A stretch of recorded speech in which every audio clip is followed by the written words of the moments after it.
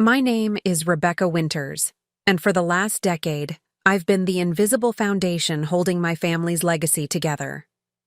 As Chief Financial Officer of a Fortune 500 company, I've managed billions in corporate assets, but somehow couldn't secure even a mention in my parents' will. When they left everything, the historic family estate, the investment portfolio I'd quadrupled, even my childhood keepsakes, to my younger sister, I thought I'd lost everything. Then I discovered my grandmother's hidden trust documents and suddenly understood why my parents had been acting so strangely for years. Before we jump back in, tell us where you're tuning in from, and if this story touches you, make sure you're subscribed, because tomorrow, I've saved something extra special for you.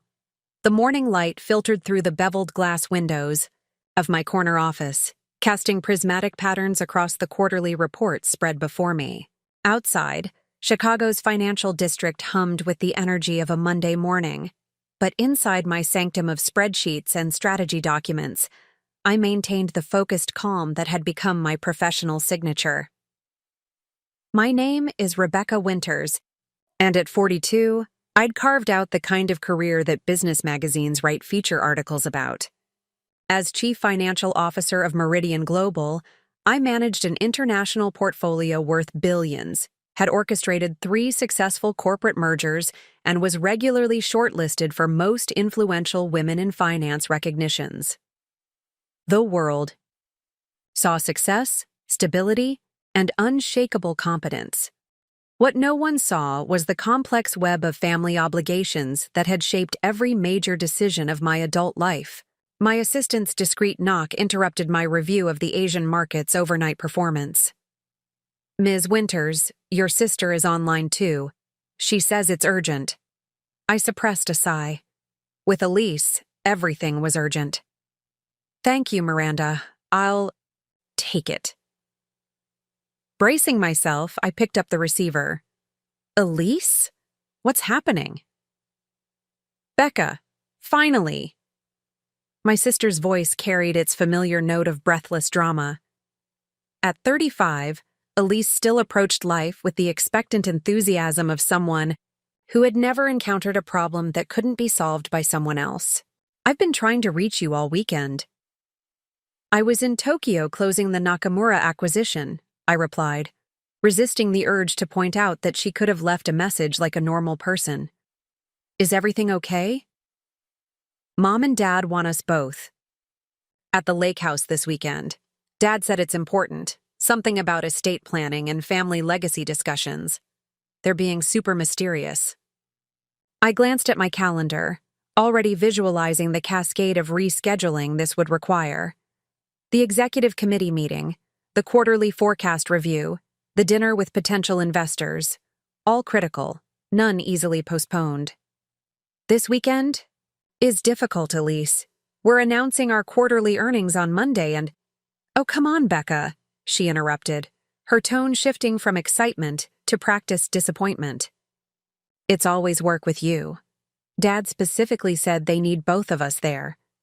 Mom's making your favorite, that wild mushroom risotto you love."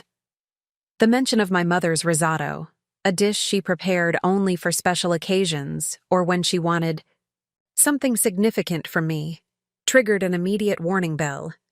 Like Pavlov's dog, I had been conditioned to associate that particular meal with incoming requests for financial advice, investment capital, or other forms of practical support. "Fine," I conceded, already mentally drafting emails to rearrange my schedule. "I'll drive up Friday evening after my last meeting." "Perfect. Oh, and can you pick up that special olive oil Mom likes from that little import shop near your office? And maybe some of those chocolate truffles for Dad? Thanks, you're the best." The line went dead before I could respond.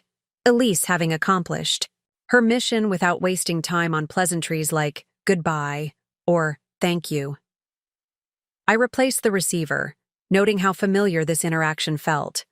Elise making requests, me accommodating them, all while maintaining the fiction that these were reasonable exchanges between equals. My relationship with Elise had always been complex. 12 years my parents' first child, I had grown up in a household defined by careful financial planning, educational expectations, and the clear understanding that privileges were earned through responsibility and achievement. By 14, I was managing my own bank account, saving for college, and helping with household budgeting. Elise's childhood unfolded in a markedly different environment. By the time she was born, our parents had achieved financial stability. Our father's architectural firm had secured several major commercial contracts, and our mother had established herself as a respected gallery owner showcasing emerging artists. The careful frugality that had characterized my early years evolved into comfortable abundance for Elise. The contrasting parenting approaches were evident in countless small ways. When I received my first job offer after college, my father's response was pragmatic. Make sure you contribute the maximum to your 401k immediately. When Elise decided to abandon her third college major to find herself through European travel, they funded her 6-month odyssey without question. I didn't resent these differences, at least I tried not to. I understood that parents evolve. Circumstances change, and each child naturally receives a different version of their parents. What I struggled with was the persistent expectation that I would continually step in to address the consequences of Elise's choices while receiving little acknowledgement for my own achievements or contributions. Over the past 15 years, I had provided financial support to my family in ways large and small.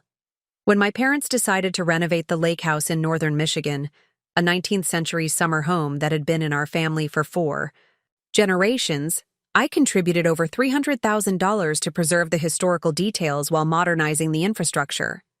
When Elise launched her boutique interior design business after deciding that art history was too theoretical, I provided the startup capital of $175,000 and connected her with several of my corporate clients who needed office redesigns. Most significantly, when my father's firm weathered a professional liability lawsuit 7 years ago, I liquidated a substantial portion of my investment portfolio to cover the legal fees and settlement, preventing the firm's collapse. The amount, just over $2 million, represented years of careful saving and strategically timed market moves. I provided it without hesitation, understanding both the practical necessity and the emotional importance of preserving my father's professional legacy. My parents expressed appropriate gratitude for these contributions, of course. There were thank you dinners, thoughtful gifts, and sincere expressions of appreciation. Yet underlying these gestures was a subtle implication that such support was simply what was expected from me, the responsible, successful daughter who had so much to spare. My financial achievements were simultaneously relied upon and subtly diminished, treated as the natural result of my practical personality rather than the product of strategic intelligence and disciplined effort. My office phone interrupted these reflections. It was Miranda again. Ms. Winters, your 10:30 is waiting in the conference room. Also, your mother called while you were speaking with your sister.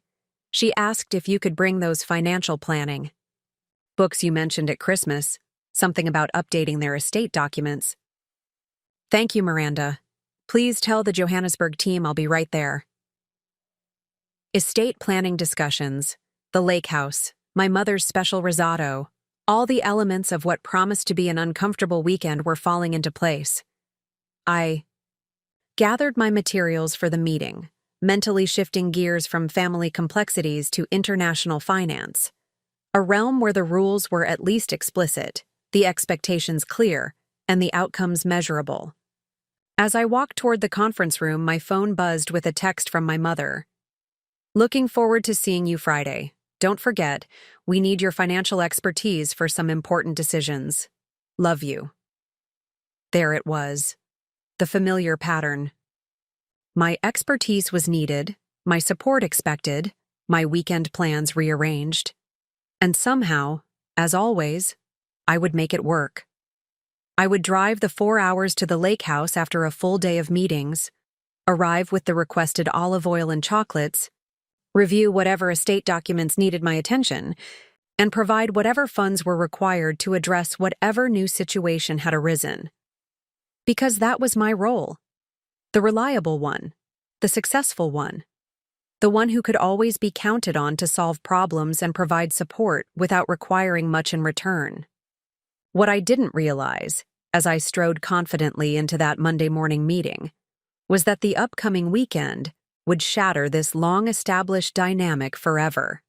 The estate planning discussion I anticipated would reveal far more than updated will provisions. It would expose the fundamental imbalance that had defined my family relationships for decades. And most surprisingly, it would be my grandmother, 8 years deceased, who would ultimately reshape our family's future through documents I didn't yet know existed. Friday afternoon arrived with the particular intensity that only end-of-week deadlines can generate. The quarterly earnings presentation had undergone 14 revisions, each more data-dense than the last. The Asian merger's tax implications had revealed unexpected complexities requiring hours of analysis, and the executive committee had raised last-minute concerns about our European expansion timeline, necessitating an impromptu strategy session that ran 90 minutes beyond its scheduled conclusion. By the time I finally left the Meridian Global Tower, the Chicago rush-hour traffic had reached its congested peak. I navigated through the crowded streets, my Mercedes sedan packed with the requested items, the imported olive oil from Tuscany that my mother favored, Belgian chocolate truffles for my father, 3 dense financial planning books, and an overnight bag containing the carefully selected casual but still presentable attire appropriate for a family weekend at our lake house. The drive north provided a gradual transition from urban intensity to rural tranquility. As concrete and glass gave way to forests and farmland, I felt the persistent tension in my shoulders begin to ease. Despite the complicated dynamics awaiting me, there was something undeniably restorative about the journey to Lake Charlevoix, where the historic Winters family property stood as a testament to 4 generations of family history. The Winters Lake House, as we simply called it, had been purchased by my great-grandfather in 1911, using proceeds from his successful lumber business. The sprawling Victorian with its distinctive turret and wraparound porch had served as our family's summer retreat for over a century. My earliest memories were formed there, learning to swim in the crystal-clear waters, reading books on the screened porch during summer thunderstorms, helping my grandmother tend her spectacular perennial gardens. Preparing and narrating this story took us a lot of time, so if you are enjoying it, subscribe to our channel, it means a lot to us. Now back to the story. It was my grandmother, Eleanor Winters, who had been the true steward of the property. A formidable woman born during the Great Depression, she combined practical financial wisdom with an unwavering commitment to family legacy. Property is more than land and buildings, she would tell me during our garden sessions. It's the physical manifestation of family values preserved through time. I had been her clear favorite among the grandchildren, though she was too diplomatic to state this explicitly. While Elise received grandmotherly affection and the occasional indulgent gift, I received mentorship. Eleanor taught me about compound interest when I was 11, helped me open my first investment account at 13, and gave me her personal copy of Security Analysis by Graham and Dodd for my 16th birthday, with her own annotations in the margins. When she passed away 8 years ago at the age of 92, I felt her loss with particular acuteness. She had been my ally, my advocate, and my guide in navigating the complex intersection of family and finances. Without her stabilizing presence, the subtle, preferential treatment of Elise had become more pronounced, though I'd made peace with this reality. Or so I thought. As I turned onto the private road leading to the lake house, the familiar view of water through pine trees calmed me further. The setting sun cast a golden glow across the lake's surface, and the historic house stood silhouetted against the darkening sky, windows already illuminated with warm light. Whatever uncomfortable discussions awaited me inside, at least the setting would be beautiful. I parked beside Elise's Range Rover, a birthday gift from our parents 3 years ago when she had briefly considered starting an adventure tourism business that never materialized, and gathered my various offerings before approaching the front door. Before I could knock, the door swung open to reveal my mother, Catherine Winters, elegant as always in tailored linen pants and a silk blouse, her silver hair styled in a sophisticated bob. At 68, she maintained the poised demeanor cultivated during her years as a gallery owner, when appearance and social connections were as important as artistic knowledge. "Rebecca, darling, finally." She embraced me with the subtle scent of her signature perfume. "We were beginning to worry about the traffic. Come in, come in. Your father's just opened a beautiful Bordeaux that needs to breathe." I followed her into the familiar entryway with its gleaming hardwood floors and walls adorned with carefully selected artwork, some pieces collected during my parents' travels, others by artists my mother had discovered and promoted through her gallery. The house smelled of garlic and herbs, confirming that the promised risotto was indeed underway.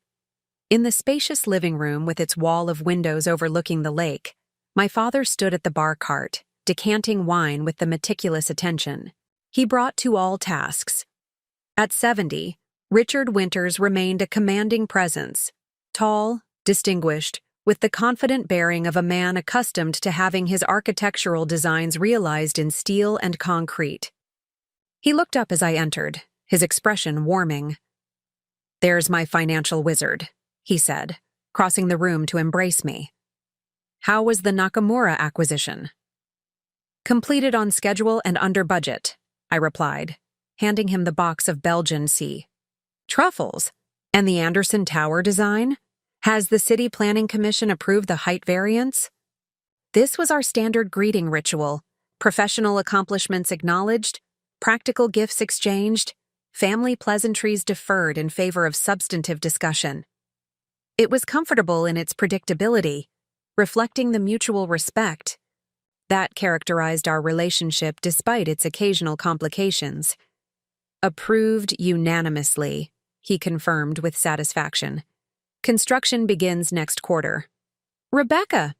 Elise's voice carried from the kitchen doorway. My sister approached with characteristic energy, looking effortlessly stylish in designer jeans and a cashmere sweater that exactly matched her hazel eyes. Her dark hair was arranged in artful waves that suggested both careful attention and casual elegance. "Thank God you're here. Maybe now they'll finally tell us what this mysterious meeting is all about." She embraced me with genuine affection, whatever our differences. Elise had never been deliberately unkind, merely accustomed to a world arranged for her convenience. I returned the hug, noting that despite our shared genetics, we had always been a study in contrasts: her artistic spontaneity versus my analytical planning, her social enthusiasm versus my reserved competence, her comfortable assumption of support versus my habitual provision of it. "Dinner first," our mother announced, returning from the kitchen with a bottle of sparkling water. Family business is always better discussed on a full stomach. The dining room, with its antique mahogany table and views of the moonlit lake, provided a setting both beautiful and intimidating for our family gathering.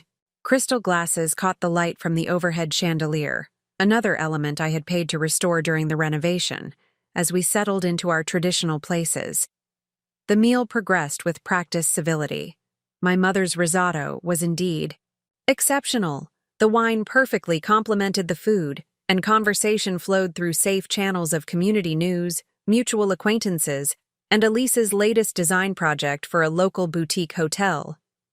It wasn't until dessert, lemon tart with fresh berries, that my father cleared his throat with the deliberate sound that had signaled important announcements throughout my childhood. "As you both know," he began, placing his dessert fork precisely beside his plate, "your mother and I have been reviewing our estate plans. At our age, it's important to have everything properly organized to avoid complications later." I nodded, having offered this exact advice repeatedly over the past several years. "That's prudent planning. I brought those reference books you asked for. and I'm happy to connect you with Meridian's estate planning team if you'd like specialized guidance. My mother exchanged a quick glance with my father, a small movement I might have missed had I not been trained by years of corporate negotiations to notice such subtle communications. "That's very thoughtful, Rebecca," she said. "But we've actually been working with our own attorney, Harrison Blake. You remember him from the Lakeside Arts Council. He's been extremely helpful in updating our will and trust documents." Harrison Blake. I did indeed remember him, a retirement-age attorney whose primary expertise was in real estate transactions, not the complex estate planning that my parents' situation warranted. I carefully controlled my expression, maintaining a neutral professional demeanor despite my immediate concerns about the adequacy of his guidance. "We wanted to discuss our decisions with both of you now," my father continued, "to ensure everything is clear and there are no surprises later." "Are you giving away my inheritance to some art foundation again, Mom?" Elise asked with a playful smile, referring to a previous occasion when our mother had briefly considered establishing a foundation to support emerging artists with a portion of her estate. My mother laughed lightly. "Nothing so dramatic, dear."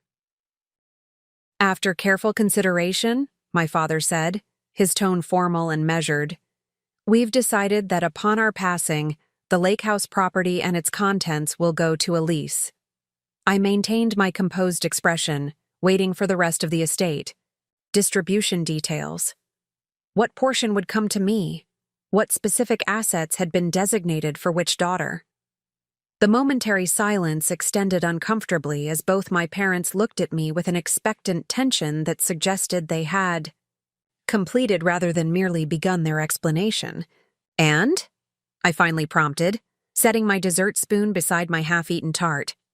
"And our investment portfolio, including the rental properties in Chicago and the vacation condominium in Scottsdale," my mother added, her voice taking on a slightly defensive quality I'd rarely heard before.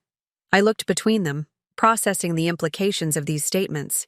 "To be clear," I said slowly, using the same measured tone I employed when ensuring critical contract details were explicitly understood, "you're saying that all of your major assets, the lake house, investment portfolio, and properties, will go to Elise?" My father nodded once, firmly. "Yes. We believe this arrangement makes the most practical sense given your respective situations." The elegant dining room seemed to contract around us as the implications of my father's statement hung in the air. Outside, the gentle lapping of lake water against the shore provided a rhythmic counterpoint to the sudden tension. I studied my parents' faces, searching for some indication that I had misunderstood or that additional clarification was forthcoming. Their expressions, my father's resolute certainty, my mother's uncomfortable but determined composure, confirmed that I had heard correctly.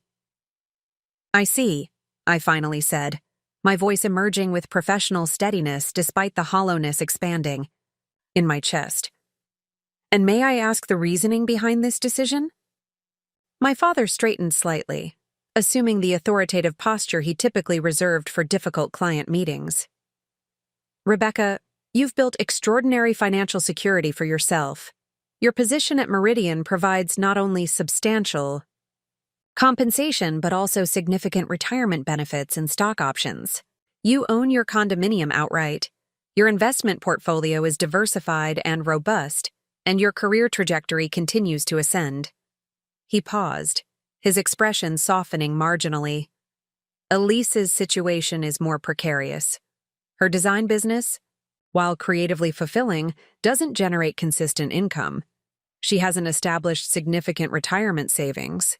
Her artistic temperament, while valuable in many ways, isn't conducive to the kind of financial planning that comes naturally to you." My mother reached across the table to touch my hand, a gesture meant to convey understanding, but which now felt patronizing. "Darling, you've always been our rock, our capable one. Elise simply needs more security than you do." I withdrew my hand gently but deliberately, needing physical space to process this information. The familiar dynamic crystallized with painful clarity. My success, built through discipline and strategic choices, was being used as justification for disinheritance, while Elise's financial instability, resulting from a series of impulsive decisions and abandoned commitments, was being rewarded with the entirety of our family's substantial assets. Across the table, Elise's expression revealed genuine surprise, followed quickly by poorly concealed satisfaction. "Wow," she said, her tone attempting humility, but failing to disguise her pleasure. "I didn't expect. I mean, are you sure that's fair?" The performance of concern would have been more convincing had she not simultaneously reached for her wine glass with a hand that trembled slightly with excitement rather than distress. "Your father and I believe it's the most equitable approach, given your different circumstances," my mother replied firmly. "Rebecca has always been extraordinarily self-sufficient." Self-sufficient. The word echoed in my mind, its positive connotation suddenly revealed as a convenient justification for inequity. My self-sufficiency, the very quality that had led me to fund the lake house renovation, support Elise's business ventures, and rescue my father's firm from financial ruin, was now being cited as reason to exclude me from my family legacy.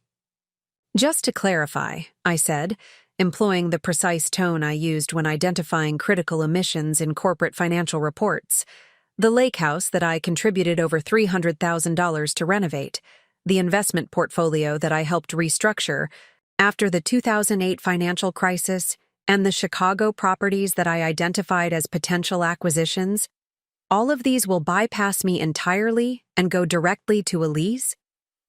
My father shifted uncomfortably. "Your contributions have always been appreciated, Rebecca.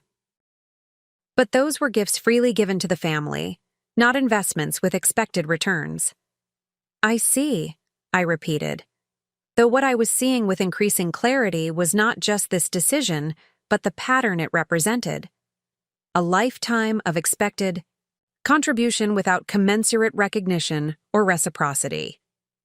"Becca," Elise interjected, using my childhood nickname in an apparent attempt at solidarity, "I know this must seem unfair.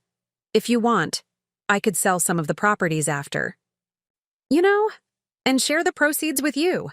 All the condescension in this offer, the assumption that I needed financial assistance rather than recognition of my place in our family, stung more sharply than the disinheritance itself. Before I could formulate a response, my father intervened. "That won't be necessary, Elise. Our decision is sound and reflects what's best for both of you in the long term." He turned to me with the expression he typically employed when delivering what he considered irrefutable logic. "Rebecca, you, more than anyone, understand the importance of appropriate asset allocation. We're simply ensuring resources flow where they're most needed."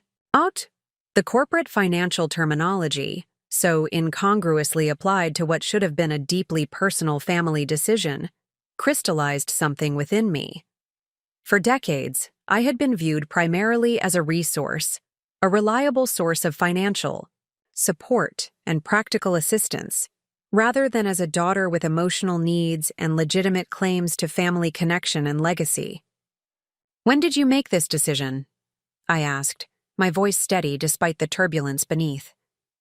My mother glanced at my father before answering.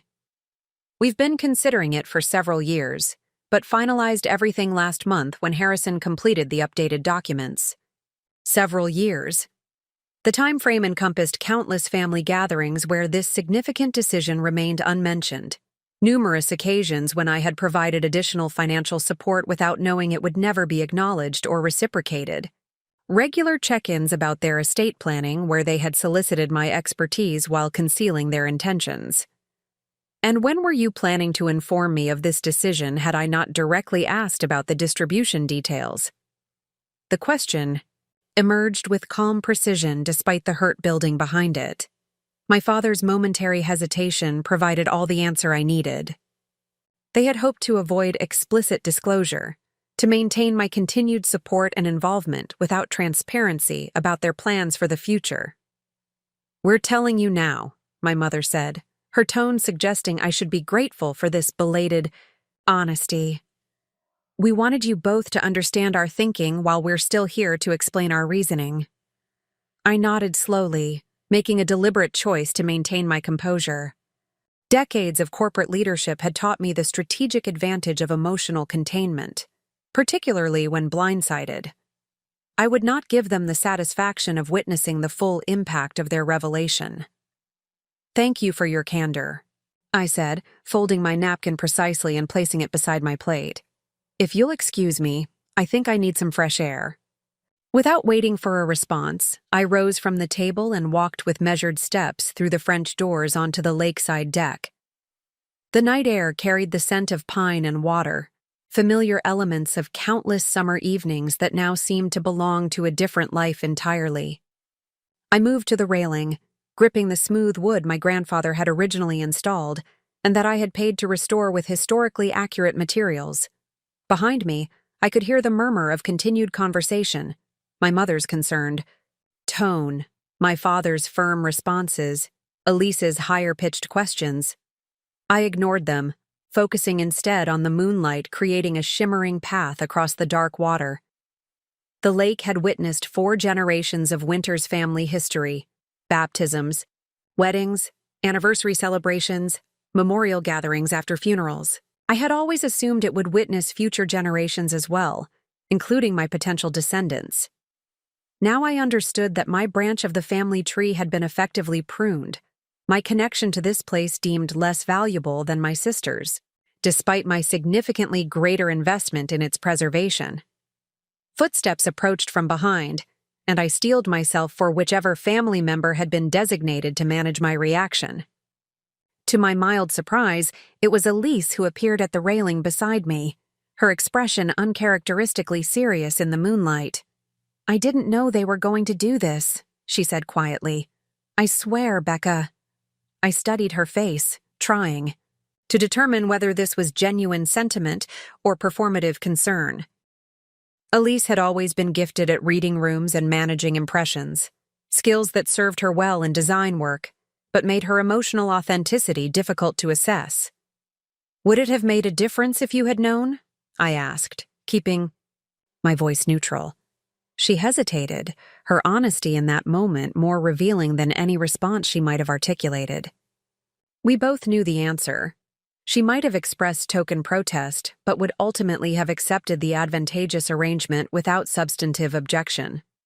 "I don't need their money," I continued, addressing the unspoken assumption.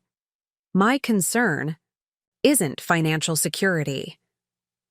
"Then why are you upset?" she asked, genuine confusion crossing her features. The question revealed the fundamental disconnect in our perspectives. For Elise, inheritance represented practical resources: money, property, objects of value. For me, it represented recognition, inclusion, acknowledgement of contribution, and connection. The assets themselves were secondary to what they symbolized about my place within the family. "It's not about the assets," I explained, finding myself in the familiar position of translating emotional concepts into terms my family could comprehend. "It's about what this decision represents. I've spent my entire adult life supporting this family, financially, practically, emotionally. I've made career choices, investment decisions, and personal sacrifices with our collective well-being in mind. To discover that none of this has been truly valued or recognized is illuminating." Elise frowned, processing this perspective. "But they always talk about how proud they are of you, how successful and capable you are. Pride and appreciation aren't the same as recognition or reciprocity," I replied. "They're proud of what I provide, not who I am. There's a difference." A confused expression crossed her face, suggesting this distinction remained unclear to her. Before she could respond, the French doors opened again, and our father stepped onto the deck, his commanding presence immediately altering the dynamic between my sister and me. "Girls," he said, using the diminutive term he had employed throughout our childhood regardless of our accomplishments or maturity. "Your mother is serving coffee in the living room. Let's continue our discussion inside." Elise immediately responded to the implicit command, moving toward the doors with the habitual compliance that had characterized her relationship with our parents. I remained at the railing for a moment longer, considering my options before following them inside. Whatever came next, I would face it with the same strategic clarity I brought to corporate challenges, assessing the situation objectively, identifying available options, and implementing the course of action most aligned with my core values and long-term interests. The living room of the lake house had always projected a careful balance of historical preservation and comfortable luxury. Original wood beams spanned the cathedral ceiling, while contemporary furnishings in muted blues and grays echoed the lake's palette, visible through the wall of windows. The stone fireplace, where 4 generations of Winter's family members had gathered during winter retreats, now held a carefully arranged display of birch logs, more decorative than functional in the mild spring evening. My mother had arranged coffee service on the antique walnut table before the fireplace, the Limoges, porcelain set that had belonged to my grandmother, reserved for significant family occasions. The deliberate formality of this presentation further confirmed the importance they attached to this discussion, though the coffee itself seemed an inadequate social lubricant for the conversation ahead. I selected an armchair positioned slightly, apart from the main seating arrangement, a subtle physical manifestation of my emerging emotional distance. As my father poured coffee with meticulous attention to proper levels in each cup, I observed my family with the detached analytical perspective I typically reserved for challenging corporate negotiations. My mother, tense beneath her practiced, social poise, fidgeted with her wedding ring, a tell she displayed only when genuinely uncomfortable. My father maintained his authoritative bearing, but the slight tightness around his eyes betrayed concern about the direction of our discussion. Elise perched on the edge of the sofa, her posture oscillating between triumph and uncertainty as she recalibrated her response to match the room's emotional temperature. "Rebecca," my father began, using my full name to signal the seriousness of the moment. "Your mother and I understand this news comes as a surprise. We should have discussed our thinking with you earlier, and for that, I apologize." The acknowledgement, while welcome, addressed the timing of their disclosure rather than the substance of their decision.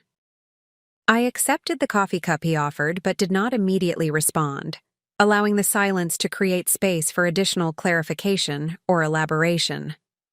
"That said," he continued when I didn't fill the conversational gap, "we stand by our estate planning choices. They reflect our assessment of what will create the most stable future for both our daughters." I took a measured sip of coffee before setting the cup precisely on its saucer. "I appreciate your directness," I replied, matching his formal tone. "Since we're having an open discussion about family finances, I'd like to establish some context that seems relevant to this decision." Without waiting for permission or agreement, I continued. "Over the past 15 years, I've contributed approximately $1.8 million to this family. This includes $300,000 for the lake house renovation, $175,000 in startup capital for Elise's design business, and most significantly, $1.2 million to cover the lawsuit settlement and legal fees that threatened Dad's architectural firm." The explicit enumeration of these figures created immediate discomfort. My mother's eyes widened slightly. My father shifted in his seat, and Elise looked down at her untouched coffee. "I've also provided ongoing financial advice that has significantly improved your investment returns, identified tax optimization strategies that have saved approximately $430,000 over the past decade, and restructured your retirement accounts to maximize growth while minimizing risk exposure." My father cleared his throat. "Rebecca, no one is questioning your generosity or expertise. We're deeply grateful for your support over the years. But family helps family. That's what we've always believed. Your contributions weren't loans or investments. They were expressions of family loyalty." "Family helps family," I repeated, the phrase suddenly revealing itself as a one-way street in our particular dynamic. Yet, when it comes to acknowledging my place in this family through your estate planning, I'm effectively erased. The lake house I helped preserve will go to Elise. The investment portfolio I helped optimize will go to Elise. The properties I helped identify and acquire will go to Elise. My mother leaned forward, her expression earnest. Darling, you're looking at this too literally. Of course you have a place in this family, the most secure place. You're our rock, our success story. Elise needs the financial security these assets will provide. You simply don't have the same needs. This isn't about financial need, I clarified, maintaining my composed demeanor despite the frustration building within me. This is about recognition and reciprocity. It's about acknowledging that I haven't just been a success story existing parallel to this family, but have been actively contributing to our collective security and legacy. Oh, for heaven's sake, my father interjected, his patience visibly thinning. We're not giving medals for family contributions, Rebecca. We're making practical decisions about asset distribution. Your financial independence is a blessing that allows us to provide additional security for your sister. Most people would see that as a mark of excellent parenting, raising a daughter so capable she needs nothing from them. The statement crystallized decades of family dynamics into one revealing sentence. My self-sufficiency, cultivated through discipline and strategic decision-making, had not earned me recognition or reciprocity, but had instead been used to justify my exclusion. I had become a family asset rather than a family member, valued for what I provided rather than who I was. I understand your perspective now, I said, the calm in my voice belying the clarity crystallizing within me. And since we're discussing practical asset distribution rather than family connection or legacy, I have some practical matters to address as well. I reached for my handbag, removing my smartphone and opening the banking application with deliberate movements. For the past 7 years, I've been making monthly contributions to the Lake House Maintenance Fund, $30,200 per month to cover property taxes, insurance, caretaker salary, and regular upkeep. I've also been subsidizing Dad's malpractice insurance at $4,500 per quarter since the lawsuit settlement. My fingers moved efficiently across the screen as I navigated to the recurring payments section. Given your estate planning decisions, these financial arrangements no longer align with my priorities. I'll be canceling these recurring transfers effective immediately. The atmosphere in the room shifted palpably as the practical implications of my statement registered. My father's expression hardened, while my mother's showed the first signs of genuine alarm. You can't do that, my father stated flatly. The property taxes are due next month, and my insurance renewal is pending. I looked up from my phone, meeting his gaze directly. I can and I am. Just as you have every right to determine the distribution of your assets, I have every right to determine the allocation of mine. This is emotional blackmail, he accused, color rising in his face. No, I corrected calmly. This is practical asset distribution. I'm making decisions based on return on investment and strategic resource allocation, concepts you both claim to value. I'm simply ensuring my resources flow where they're most appropriately recognized. My mother's composure faltered completely. Rebecca, please. We never meant to hurt you. We just thought... You thought I would continue providing financial support indefinitely while accepting complete exclusion from the family legacy. I completed her sentence. That was a miscalculation. Elise, who had remained uncharacteristically silent throughout this exchange, finally spoke. This is about me, isn't it? You're punishing all of us because you're jealous that I'm getting the inheritance. The accusation was so fundamentally misaligned with reality that it momentarily stunned me. After all the explicit clarification about recognition versus financial need, she had distilled the complex situation down to simplistic sibling rivalry. Before I could formulate a response that might bridge this profound comprehension gap, my father intervened. "That's enough, Elise," he said sharply. "This isn't helpful." He turned back to me, his expression modulating from anger to strategic conciliation. "Rebecca, let's discuss this rationally. Perhaps we've been too absolute in our estate planning. We could revise the arrangements to include specific provisions for you, perhaps the Chicago properties, or a percentage of the investment portfolio." The rapid pivot to negotiation revealed that my financial leverage had finally penetrated their perspective. Suddenly, when my ongoing contributions were threatened, partial inclusion became possible. The transactional nature of this reversal only confirmed the dynamics I was now seeing with painful clarity. "I'm not negotiating for inclusion in my own family," I replied with quiet dignity. "I'm simply aligning my financial choices with the reality you've presented. If you view me primarily as a resource rather than a daughter deserving of equal recognition, I'll adjust my behavior accordingly." I stood, gathering my handbag with deliberate calm. "I'll be returning to Chicago tonight rather than staying over as planned. I have an early meeting tomorrow that requires preparation." This was untrue. My Saturday was intentionally left, unscheduled, but provided a professional pretext for my departure that preserved my dignity while preventing further unproductive confrontation. "You can't just leave in the middle of this discussion," my father protested, the authority in his voice undermined by the uncertainty now evident in his expression. "The discussion appears complete," I observed. "You've clarified your estate, planning decisions and the reasoning behind them. I've clarified my response to those decisions. Further conversation tonight would likely generate heat rather than light." My mother rose quickly, distress evident in her movements. "Rebecca, please, stay the night at least. It's late and the drive is long. We can talk more in the morning when everyone's had some rest." I recognized the familiar pattern.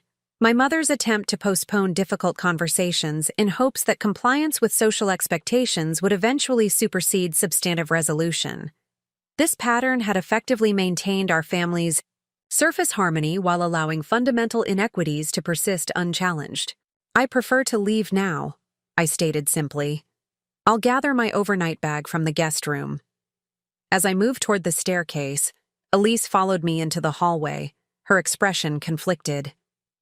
"Becca, wait. You're overreacting. It's just money and stuff, not some statement about your place in the family." I paused, studying my sister's face.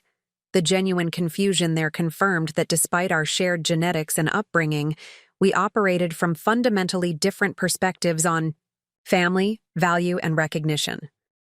"It has never been about the money or the property," I explained one final time. "It's about what those things represent. When you understand that distinction, we can have a meaningful conversation." I continued up the stairs, leaving her standing in the hallway with an expression that suggested the beginning of comprehension, though whether that seed would grow remained uncertain.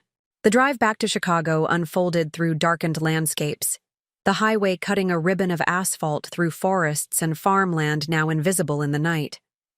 My headlights illuminated only the immediate path forward, an apt metaphor for my current perspective, focused solely on the next steps rather than the broader emotional terrain.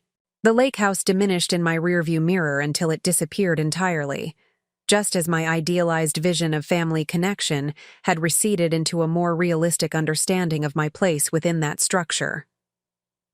I drove with methodical precision, my hands positioned exactly at 10 and 2 on the steering wheel, my speed a consistent 5 miles above the posted limit, maintaining control in the ways available to me after an evening where so much had proven beyond my influence. The familiar route required minimal conscious attention, allowing my analytical mind to process the evening's revelations and their implications for my future decisions. My phone, resting in the passenger seat, illuminated periodically with incoming calls and messages. My mother had tried 3 times in the first 30 minutes after my departure. My father, typically more restrained, had called once and followed with a text message stating simply, "This conversation isn't finished. Call when you're ready to discuss this rationally." Elise had sent a series of increasingly emotional texts ranging from defensive accusations to tearful apologies, the digital equivalent of her typical emotional volatility. I let them all go unanswered, needing the solitude to process my thoughts, without the distorting influence of their perspectives.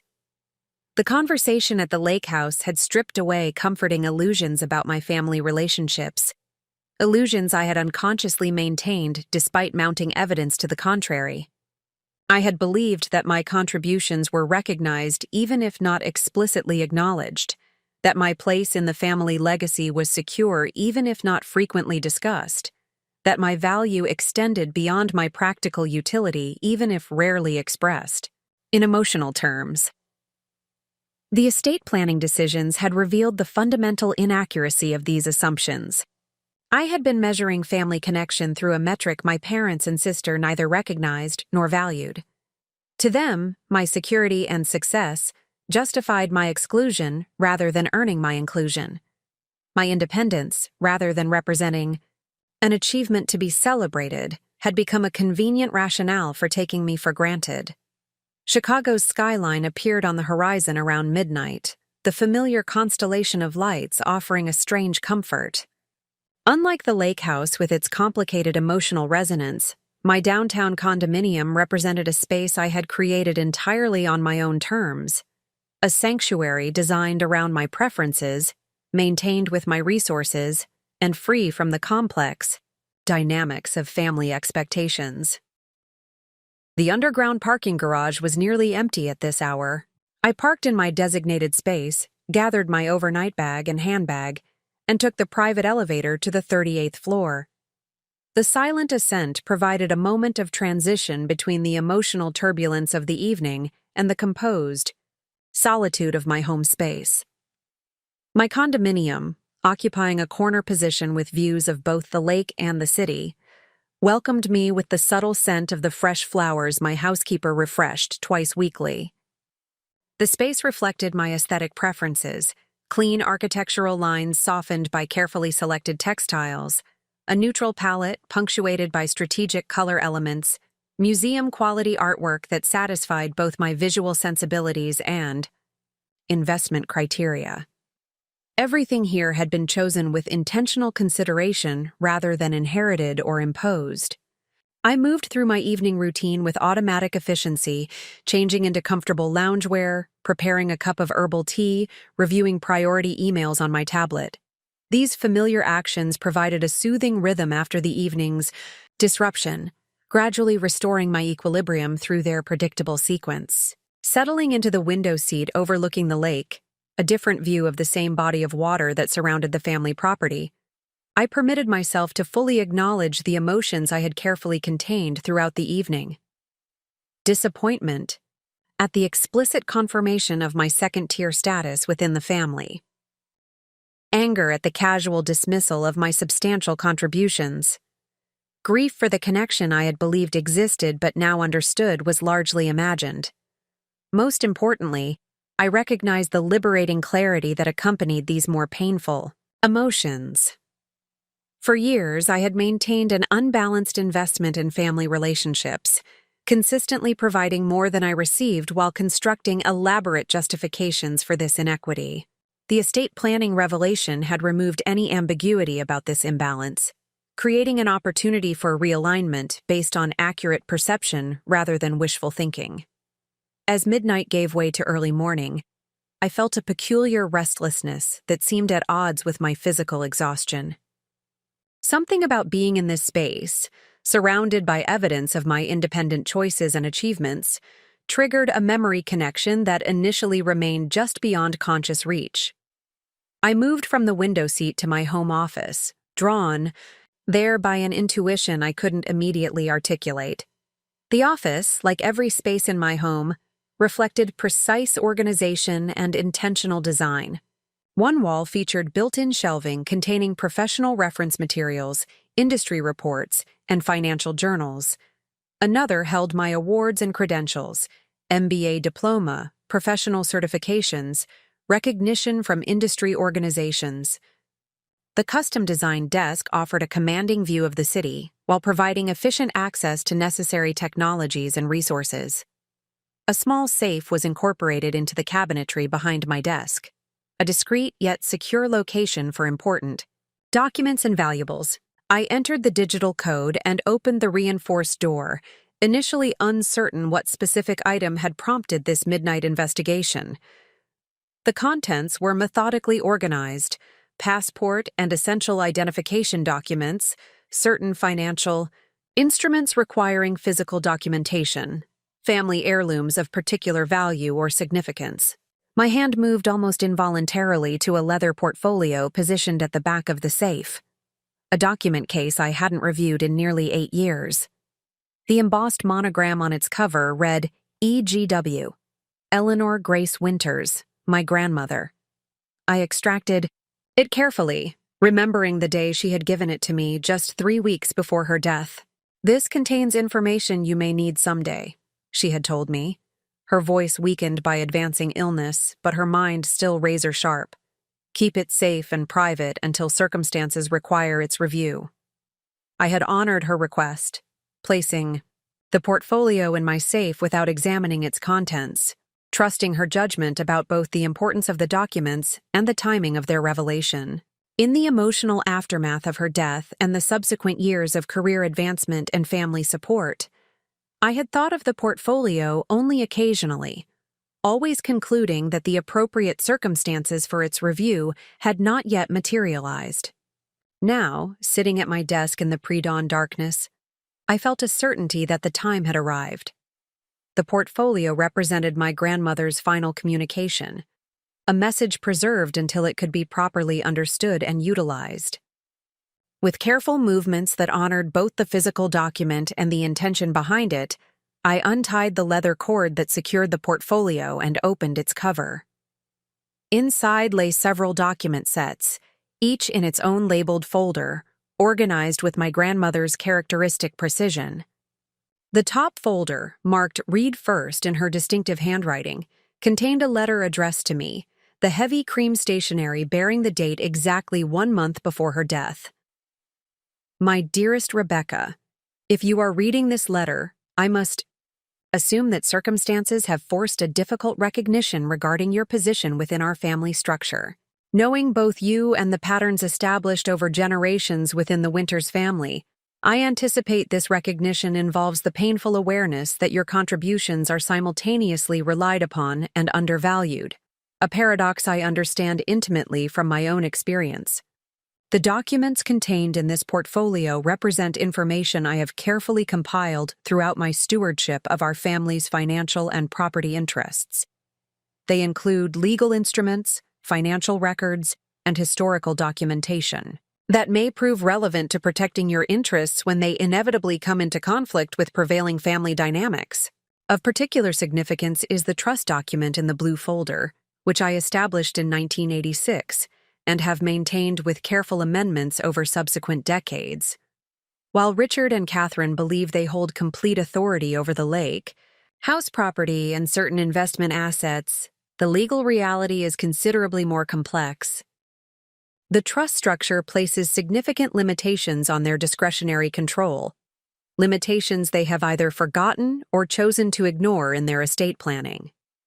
I have observed your development with profound pride, recognizing in you the qualities of integrity, intelligence, and strategic thinking that truly honor our family's legacy. Your father and sister, while possessing their own valuable attributes, lack the fundamental understanding of stewardship that you demonstrate consistently through both professional achievement and personal choices.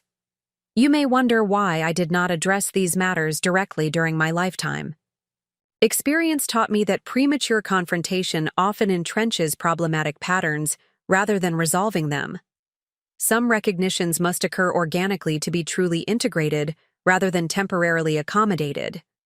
I trusted you would recognize, when the appropriate moment arrived, to utilize this information, a moment when clarity about family dynamics coincided with the emotional strength to address long-established imbalances. Remember always that legacy transcends simple inheritance. It encompasses values, wisdom, and the courage to ensure these continue despite resistance. You are the true steward of the Winters legacy, regardless of current misconceptions about asset distribution. With enduring confidence in your judgment, Grandmother Eleanor. I read the letter 3 times, each review revealing additional layers of meaning and foresight. My grandmother had anticipated this exact situation, not through mystical prediction, but through clear-eyed understanding of established family patterns. She had recognized dynamics I was only now perceiving, and had prepared resources to address them when the appropriate moment arrived. With renewed focus, I turned my attention to the blue folder she had specifically highlighted. Inside was a comprehensive trust document establishing the Eleanor Grace Winters Family Preservation Trust, dated 1986, with amendments extending through 2014, just months before her death. The document ran to nearly 60 pages of dense legal language, but the executive summary attached to the front outlined its essential provisions with characteristic clarity. The trust held legal ownership of the Lake House property and approximately 60% of the family's investment portfolio, assets my parents had presented as being entirely under their control. More significantly, the trust contained specific provisions regarding succession and inheritance that directly contradicted the estate plan my parents had described. According to the binding trust provisions, these assets were explicitly designated to pass to the Winters descendant, demonstrating the greatest commitment to responsible financial stewardship and preservation of family legacy. Language that established merit rather than need as the determining factor for inheritance. A separate provision specifically stated that financial success achieved through discipline and strategic decision-making should be considered evidence of such stewardship rather than grounds for exclusion from inheritance. The document further revealed that my grandmother had appointed me as successor trustee upon her death, granting me significant authority regarding these assets that I had never been informed about or exercised. The legal right to manage and make decisions about the Lake House property and the majority of the investment portfolio had rested with me for the past 8 years, though I had remained unaware of this authority while my parents continued acting as if they held complete control. As the first light of dawn appeared on the horizon, illuminating both the city and the lake beyond my windows, I felt a profound shift in my understanding of both the past and the future. What had seemed like a painful exclusion now revealed itself as an opportunity to honor my grandmother's legacy by asserting the values and provisions she had carefully established. The revelation wasn't simply about regaining assets or authority. It represented something far more significant, the validation that my approach to family legacy had been recognized and valued by the family member whose judgment I respected most. While my parents had dismissed my contributions as expected obligations, my grandmother had seen them as evidence of the qualities she most wanted preserved in the family's future. I closed the portfolio, returned it to the safe, and moved to the window to watch the sunrise fully emerge over Lake Michigan. The same waters that surrounded the family lake house flowed past my urban sanctuary, a physical connection between past and future that suddenly seemed profoundly meaningful. The path forward would require careful navigation, legal consultations, difficult conversations, potential conflict with long-established family expectations. But for the first time since leaving the lake house hours earlier, I felt a certainty about both my position and my direction. My grandmother had provided not just legal leverage but philosophical validation, confirming that my understanding of legacy, contribution, and recognition aligned with hers despite my parents' contradictory perspective. As the new day fully emerged, I made 2 decisions. First, I would take the day to thoroughly review all documents in the portfolio, ensuring complete understanding before taking any action. Second, I would approach this situation not from a position of wounded exclusion, but from one of rightful authority and responsibility, not fighting for inclusion in a flawed system, but asserting the values and provisions already established by my grandmother's foresight. The competitive financial strategist in me recognized the power shift these documents represented. The wounded daughter in me felt profound validation from my grandmother's recognition. But most importantly, the true steward of the Winters legacy within me recognized the responsibility that came with this revelation, to ensure that merit, contribution, and genuine commitment to family values would determine our collective future rather than entitlement, dependency, or manipulation. Saturday morning arrived with unusual clarity after my pre-dawn revelations. Despite minimal sleep, I felt energized by a sense of purpose that had been absent during yesterday's reactive emotional state. The documents in my grandmother's portfolio had transformed my understanding from one of personal rejection to one of strategic responsibility. This wasn't merely about family dynamics. It was about honoring a carefully constructed legacy that had been entrusted specifically to my stewardship. After a brief but invigorating run along the lakefront path, physical activity had always helped organize my thoughts. I returned to my condominium and prepared for a day of methodical analysis. I brewed a pot of the single-origin Ethiopian coffee I reserved for weekend mornings, assembled a light breakfast of Greek yogurt with fresh berries, and arranged my workspace with the precision that characterized both my professional and personal approaches to important tasks. The dining table, with its expansive surface of polished marble, provided the ideal setting for document review. I spread the contents of my grandmother's portfolio in categorical groupings: legal instruments, financial records, correspondence, and historical documentation. From this aerial perspective, the comprehensive nature of Eleanor's planning became evident. This wasn't a hastily assembled collection of documents, but a carefully curated archive reflecting decades of strategic foresight. The centerpiece remained the Eleanor Grace Winters Family Preservation Trust, whose significance I had only begun to comprehend during my initial review. With fresh coffee beside me and legal reference materials accessible on my tablet, I undertook a thorough analysis of this document, making detailed notes on key provisions and their implications. The trust's structure was elegant in its sophistication.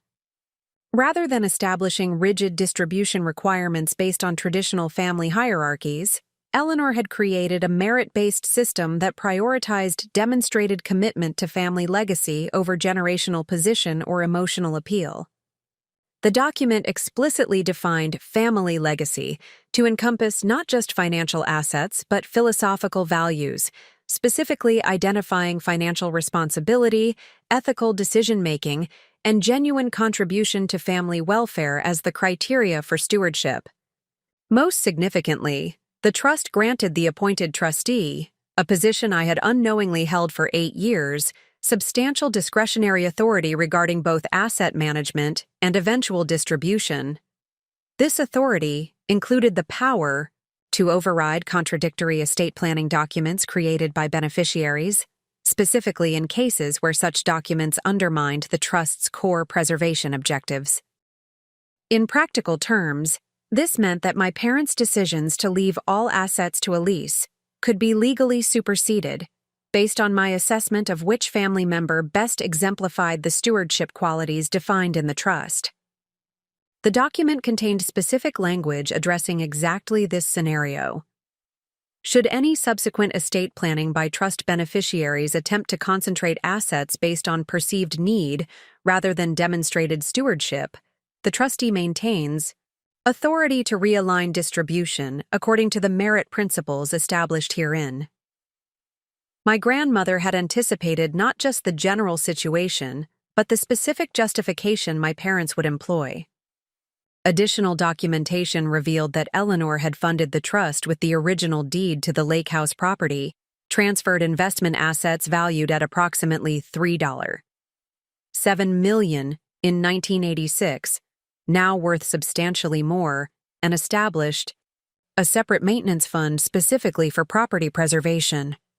My parents had been granted lifetime usage rights to these assets, but had never held the comprehensive ownership they had presented to me in a lease. As morning transitioned to afternoon, I expanded my review to include the correspondence section of the portfolio. This collection contained letters between Eleanor and various family members, legal advisors, and financial managers over a period spanning more than 40 years. The earliest letters, dating to the late 1970s, documented her growing concern about my father's approach to family resources, his tendency to prioritize appearances over sustainability, immediate gratification over long-term security. A letter from 1985, addressed to her attorney, articulated the rationale for establishing the trust the following year. Having observed Richard's management of both personal and professional resources, I have concluded that unrestricted inheritance would likely result in dissipation rather than preservation of family assets. The trust structure I envision would maintain his comfort while protecting the legacy for future generations who may demonstrate greater stewardship capacity. The correspondence revealed that Eleanor had maintained detailed observations of all family members, assessing our respective approaches to resources, responsibility, and relationship. Her notes about me, beginning when I was just a child showing interest in her gardening ledger, documented the development of qualities she clearly valued: my natural inclination toward planning, my willingness to delay gratification for future benefit, my consistent follow-through on commitments. Similar observations about Elise noted her creative talents and emotional intelligence, but expressed concern about her tendency to view resources as tools for immediate gratification rather than vehicles for sustained value creation.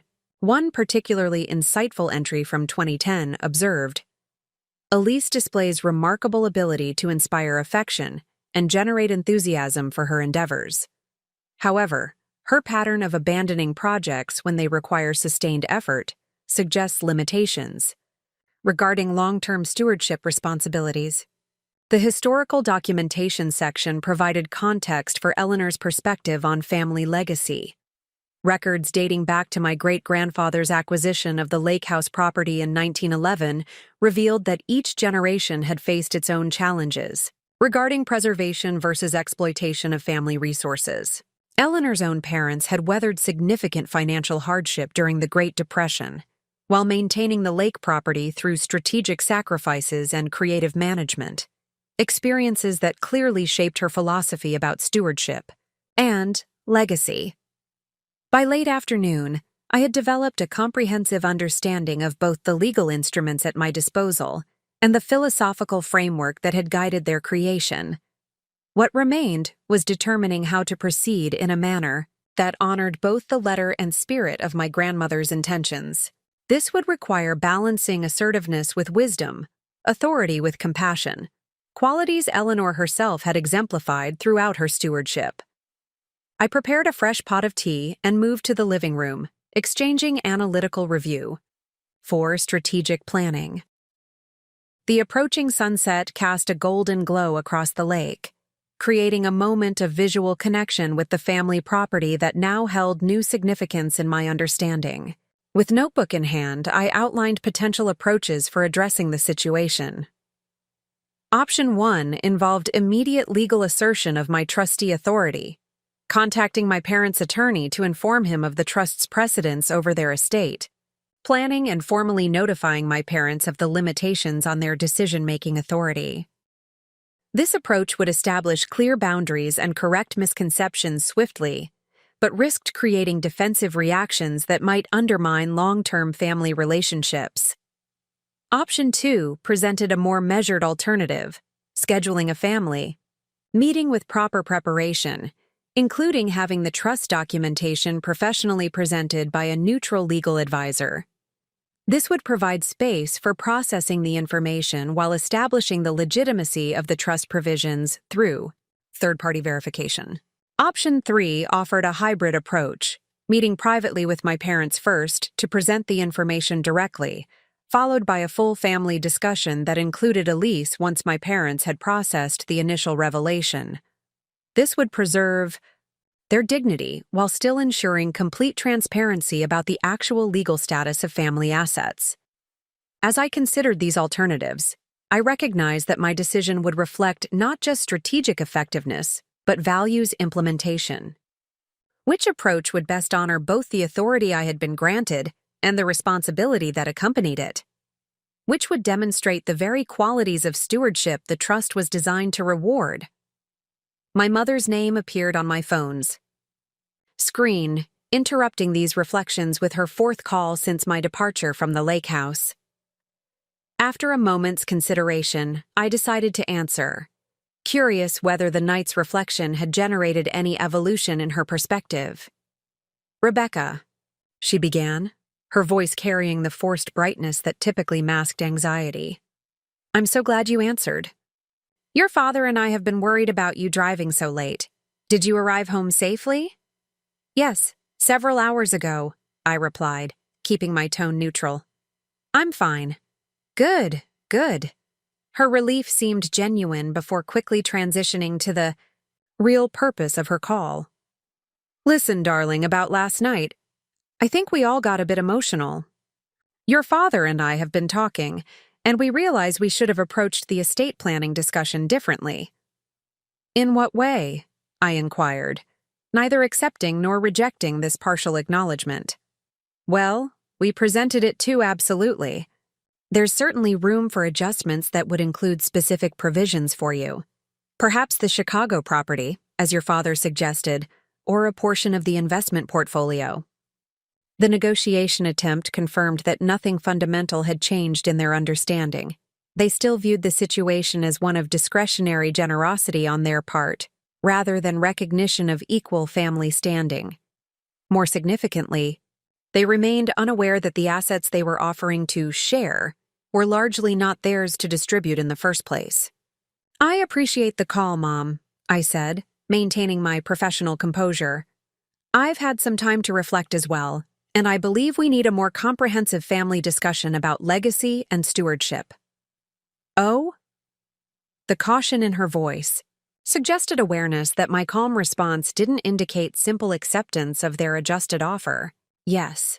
There are some important factors that weren't addressed in our conversation last night. I'd like to schedule a meeting next weekend where we can discuss these elements with appropriate documentation and perspective." "Documentation?" The caution shifted toward concern. "What kind of documentation?" "Information relevant to the actual legal status of the family assets discussed in your estate planning," I replied, intentionally providing enough information to signal significance, without revealing specifics that might trigger premature reaction. A telling silence followed before she responded. "I'm not sure what you mean, but of course we can meet again. Should we come to Chicago, or would you prefer to return to the lake house?" "The lake house would be more appropriate given the subject matter," I answered. "I'll make arrangements to come up Friday evening. Please make sure both Dad and Elise will be present for a Saturday morning discussion." "Of course." Her tone had shifted from forced brightness to genuine uncertainty. "Rebecca, is everything all right? You sound different." "Everything is becoming clearer," I replied truthfully. "We'll talk more next weekend. Give my best to Dad." After ending the call, I returned to my strategic planning with renewed clarity. The conversation had confirmed my assessment of their current perspective while providing a scheduled opportunity for comprehensive disclosure. Option 3, the private conversation followed by family discussion, now seemed most appropriate given my mother's evident concern and uncertainty. As darkness fell across the lake, I finalized my action plan for the week ahead. Monday would involve consulting with specialized trust and estate attorneys to verify my understanding of the documentation and prepare appropriate presentations of the information. Tuesday through Thursday would focus on organizing the historical and financial records to clearly demonstrate the patterns of stewardship and contribution my grandmother had documented. Friday would require emotional preparation for what promised to be a consequential family meeting. Throughout this planning process, I maintained awareness that my objective extended beyond simply asserting legal authority or correcting familial misconceptions. The true goal aligned perfectly with my grandmother's stated purpose, ensuring that the Winters family legacy, both material assets and core values, remained protected through proper stewardship for generations to come. The revelation of the trust documents had transformed my understanding from one of personal rejection to one of appointed responsibility. I had not been excluded from the family legacy. I had been specifically selected to protect it, even against well-intentioned mismanagement by other family members. This perspective shift replaced hurt with purpose, rejection with recognition, and reaction with strategic response. As I closed my notebook and prepared for an early night's rest, I felt profound gratitude for my grandmother's foresight. She had not only provided the legal instruments necessary to address the current situation, but had demonstrated through her own example the balance of assertiveness and wisdom required for effective stewardship. The path ahead would undoubtedly include difficult conversations and potential conflict, but the foundation for constructive resolution had been carefully established through Eleanor's decades of strategic planning and values clarification. Tomorrow would bring further preparation, but tonight had already delivered the most essential element for moving forward: the recognition that I was not fighting for inclusion in a family legacy, but fulfilling my appointed role as its designated protector. Monday morning arrived with Chicago's characteristic bustle, the financial district awakening to another week of transactions, negotiations, and strategic maneuvers. I entered the Meridian Global Tower at precisely 7:15 a.m., earlier than my usual arrival time, determined to address my professional responsibilities efficiently to create space for my personal priorities. The quarterly earnings announcement proceeded flawlessly, with our CFO team delivering results that exceeded market expectations across all key metrics. I maintained perfect professional focus throughout the presentations and subsequent analyst calls, compartmentalizing the weekend's revelations and the week's personal objectives. This capacity for maintaining performance regardless of personal circumstances had served me well throughout my career, a quality my grandmother had noted in her observations as evidence of resilience under pressure. By mid-afternoon, I had completed the day's essential professional tasks and turned my attention to identifying appropriate legal counsel for the trust matter. This required someone with specialized expertise in trust administration and intergenerational wealth transfer, preferably unconnected to either my parents' advisors or Meridian's standard counsel, to avoid any appearance of conflict. After thorough research and discreet inquiries through professional networks, I scheduled a 4:30 p.m. consultation with Victoria Harrington of Harrington, Chen & Associates, a boutique firm specializing in complex trust litigation with a particular focus on family wealth governance. Her credentials included both legal expertise and training in family systems therapy, suggesting the balanced approach the situation required.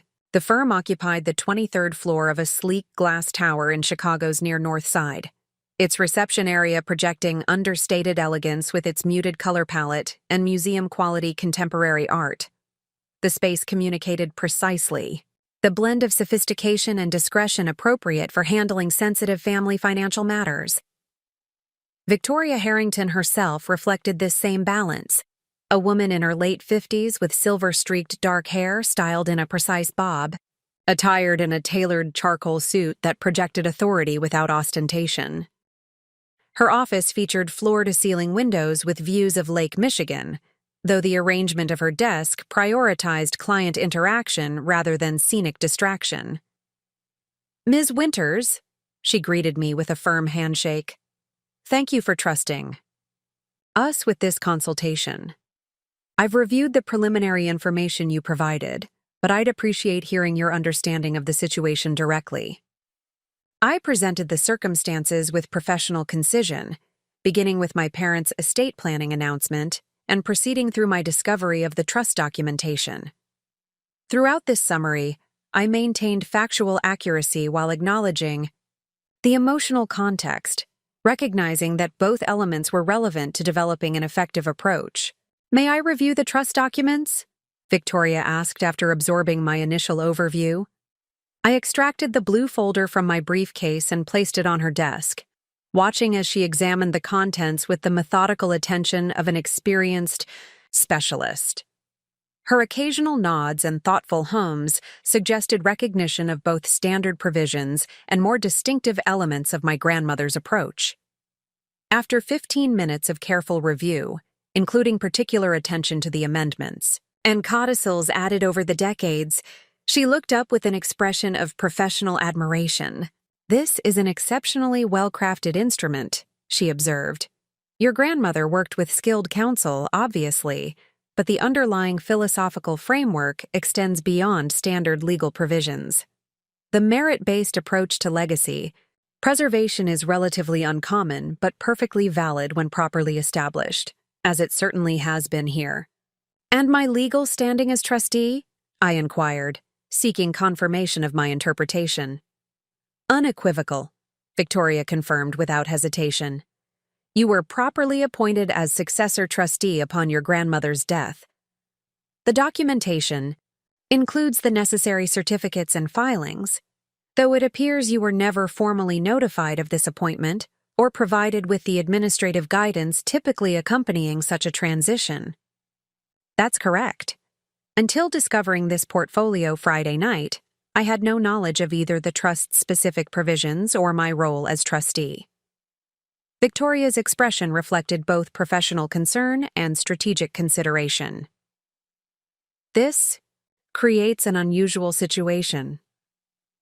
For 8 years, your parents have been operating as if they held complete authority over assets actually governed by trust provisions, with you as the legally designated administrator. Their recent estate planning decisions directly contradict the trust's explicit directions regarding merit-based succession. What would you recommend as the most appropriate path forward?"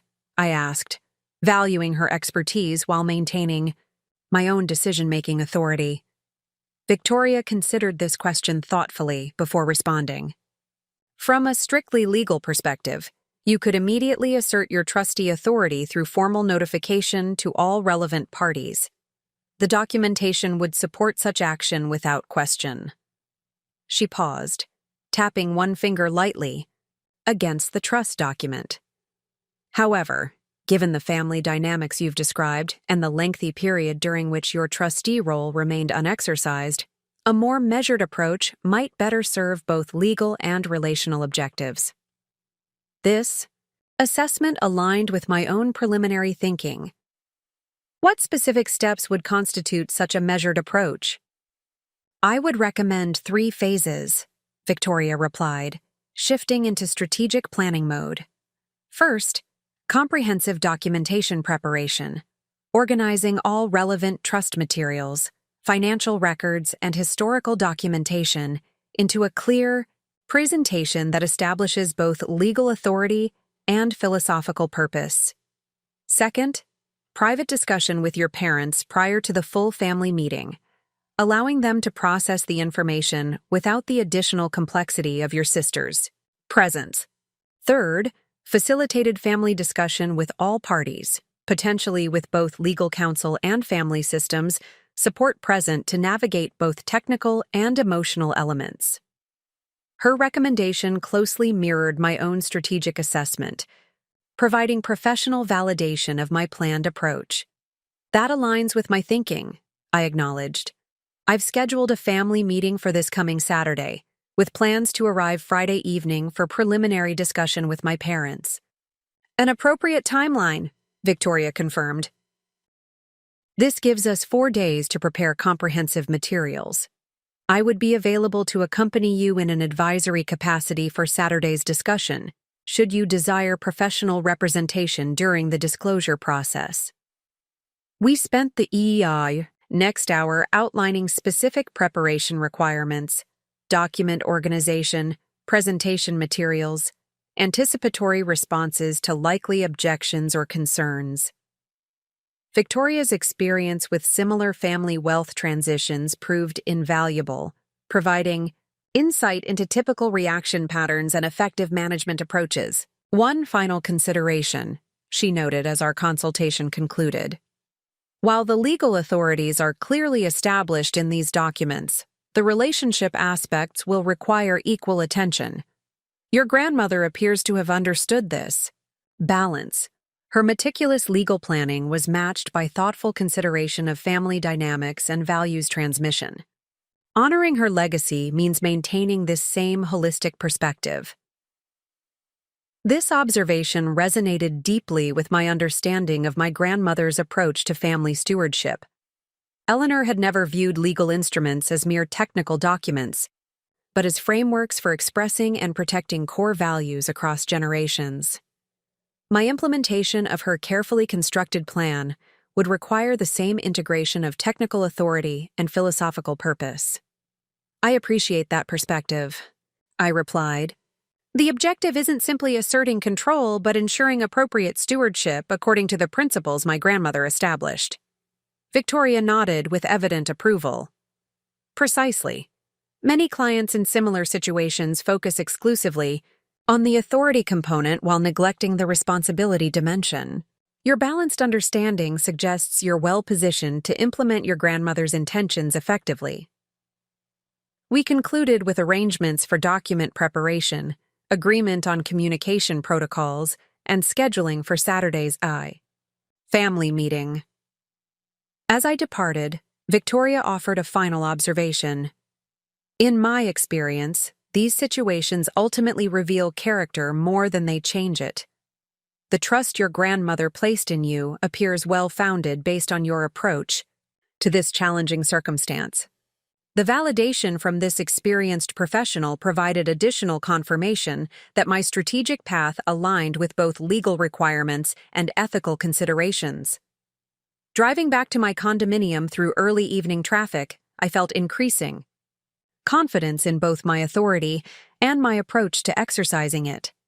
Tuesday and Wednesday unfolded according to my established plan, professional responsibilities addressed with characteristic efficiency during business hours, personal preparation for the family meeting conducted during evenings. Victoria's firm provided exceptional support, creating clear visual presentations of the trust structure, organizing chronological documentation of key decisions and contributions, and developing anticipatory responses to potential objections or concerns. Thursday brought an unexpected development in the form of multiple calls from my father throughout the day. Having maintained limited communication since the previous weekend's confrontation, his sudden persistence suggested either new developments or growing anxiety about our scheduled meeting. After completing an important client presentation late, Thursday afternoon, I returned his most recent call from the privacy of my office. "Rebecca," he answered immediately, his tone carrying a combination of authority and uncharacteristic uncertainty. "We need to discuss this meeting you've arranged. Your mother mentioned documentation and legal status. What exactly are you planning to present on Saturday?" The question presented a strategic decision point: how much to reveal in advance versus maintaining informational advantage for the face-to-face discussion. After brief consideration, I opted for limited transparency that would prepare him for serious discussion without triggering premature defensive reactions. "I've discovered information about the actual legal status of certain family assets," I replied, maintaining professional composure. "Information that significantly impacts the estate planning decisions you shared last weekend. I believe it's important to review this documentation together as a family, with appropriate opportunity for questions and discussion." "What information?" he pressed, tension evident in his voice. "Rebecca, if you've been investigating our financial affairs or consulting with attorneys about our estate planning—" "Dad," I interrupted with calm authority, "this isn't about investigation or interference. It's about ensuring everyone has accurate information about the legal structures already in place regarding family assets. I think it's best we discuss the specifics in person rather than attempting to address complex matters by phone." The extended silence that followed suggested he was processing both my words and my tone, the unusual experience of his typically accommodating elder daughter establishing conversational boundaries. When he finally responded, his approach shifted to one I recognized from business negotiations, conciliatory language masking an attempt to regain informational advantage. "Of course we can discuss everything Saturday," he conceded with forced reasonableness. But perhaps you could send over whatever documentation you're referring to beforehand. It would help us prepare for a more productive conversation. I understand that perspective, I acknowledged. But the information is best presented comprehensively and in context. I'll arrive Friday evening as planned, and we can have a preliminary discussion before Saturday's family meeting. Another silence. Followed longer this time, before my father sighed audibly. Fine. Your mother is preparing the lake house guest rooms for both you and Elise. Dinner will be at 7 on Friday. Thank you. I look forward to seeing you tomorrow evening. After ending the call, I reflected on the interaction with analytical detachment. My father's attempt to obtain advance information suggested growing concern about the potential impact of my discoveries. His rapid shift from confrontational questioning to negotiation tactics indicated uncertainty about his position. Unusual. For a man accustomed to maintaining authority in both professional and family contexts. Most significantly, his acceptance of my boundary regarding information disclosure represented a subtle but meaningful shift in our established dynamic. For perhaps the first time in our adult relationship, I had maintained my position in the face of his attempted assertiveness, and he had ultimately acquiesced rather than escalating. This small interaction provided encouraging evidence that the approaching recalibration of family roles might proceed more constructively than I had initially anticipated. While I harbored no illusions about the potential for resistance or conflict, this conversation suggested at least the possibility of reasonable adjustment once the full legal reality was established. Friday morning arrived with a sense of purposeful anticipation. I had arranged to work remotely, completing essential professional responsibilities by early afternoon to allow ample time for final preparation and the drive to the lake house. Victoria had delivered the completed presentation materials the previous evening. An impressive portfolio of clearly organized legal documentation, financial analysis, and historical records that transformed complex information into accessible formats. As I packed my car for the return journey to Lake Charlevoix, I experienced none of the trepidation or emotional turmoil that had accompanied the previous week's trip. Last Friday, I had departed as the wounded daughter seeking inclusion and recognition. Today, I returned as the appointed steward of a family legacy, equipped with both legal authority and ethical purpose. The transformation wasn't merely one of legal standing, but of fundamental perspective. My grandmother's trust, both the legal instrument and the philosophical confidence, had shifted my understanding from personal rejection to appointed responsibility. The weekend ahead would bring necessary recalibration of long-established family dynamics, but the foundation for this adjustment had been carefully prepared through Eleanor's foresight and my own strategic implementation. The highway stretched before me toward northern Michigan, a familiar route now carrying new significance. Unlike last week's journey toward uncomfortable revelation, today's drive represented movement toward rightful restoration, not merely of asset control, but of the values-based stewardship my grandmother had entrusted specifically to my care. The familiar winding road leading to the Winters Lake House appeared in the golden light of early evening, the property's Victorian silhouette emerging through the pines as I approached. Spring had advanced noticeably in the week since my last visit, with early wildflowers dotting the woodland floor and buds swelling on the trees. Nature's cycle of renewal seemed particularly appropriate, given the transformation I was about to initiate in our family's dynamics. I parked beside my father's Range Rover. Elise's vehicle was notably absent, confirming she hadn't arrived yet for tomorrow's meeting. This timing aligned perfectly with my strategy, providing the opportunity for a preliminary discussion with my parents before the full family conversation. The quiet surrounding the property suggested my parents were inside rather than enjoying the lakefront patio or gardens, despite the pleasant spring weather. Gathering my overnight bag and the portfolio of documents Victoria had prepared, I approached the front entrance with measured steps. Unlike last Friday's arrival, burdened with olive oil, chocolates, and misguided hopes for recognition, today I carried only what was essential: the documentation establishing legal reality and my own clear understanding of both authority and responsibility. Before I could knock, the door opened to reveal my mother, her expression a complex mixture of social graciousness and underlying tension. "Rebecca, you're right on time," she greeted me, leaning forward to offer a perfunctory kiss on the cheek. "Your father's in his study, reviewing some project specifications. Dinner won't be for another hour." "That's perfect," I replied, maintaining professional composure while matching her social courtesy. "I'd like to speak with both of you before we eat, if that's convenient." A flicker of concern crossed her features before she masked it with practiced politeness. "Of course, I'll let Richard know you've arrived. Would you like to freshen up first?" "No need. I'll meet you both in the library in 10 minutes. The brief surprise in her expression at my directness was quickly concealed.